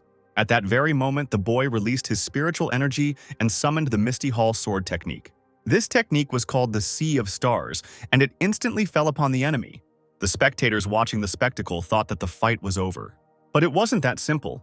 In a split second, Alan saw that Uruya's eyes took on a demonic appearance. At that moment, he realized that the winner had been determined. As a rain of dark spiritual energy fell onto the arena, Xiao couldn't understand how Urui was able to attack him even after he used his signature move. Opening his eyes, the swordsman saw a huge sword made of spiritual energy flying towards him. He summoned a shield that looked like a pink lotus flower, but Urui knew it was useless anyway. To Xiao's surprise, the purple energy pierced his shield and knocked his sword out of his hands. At this moment, Xiao realized that this guy had actually hidden his true strength.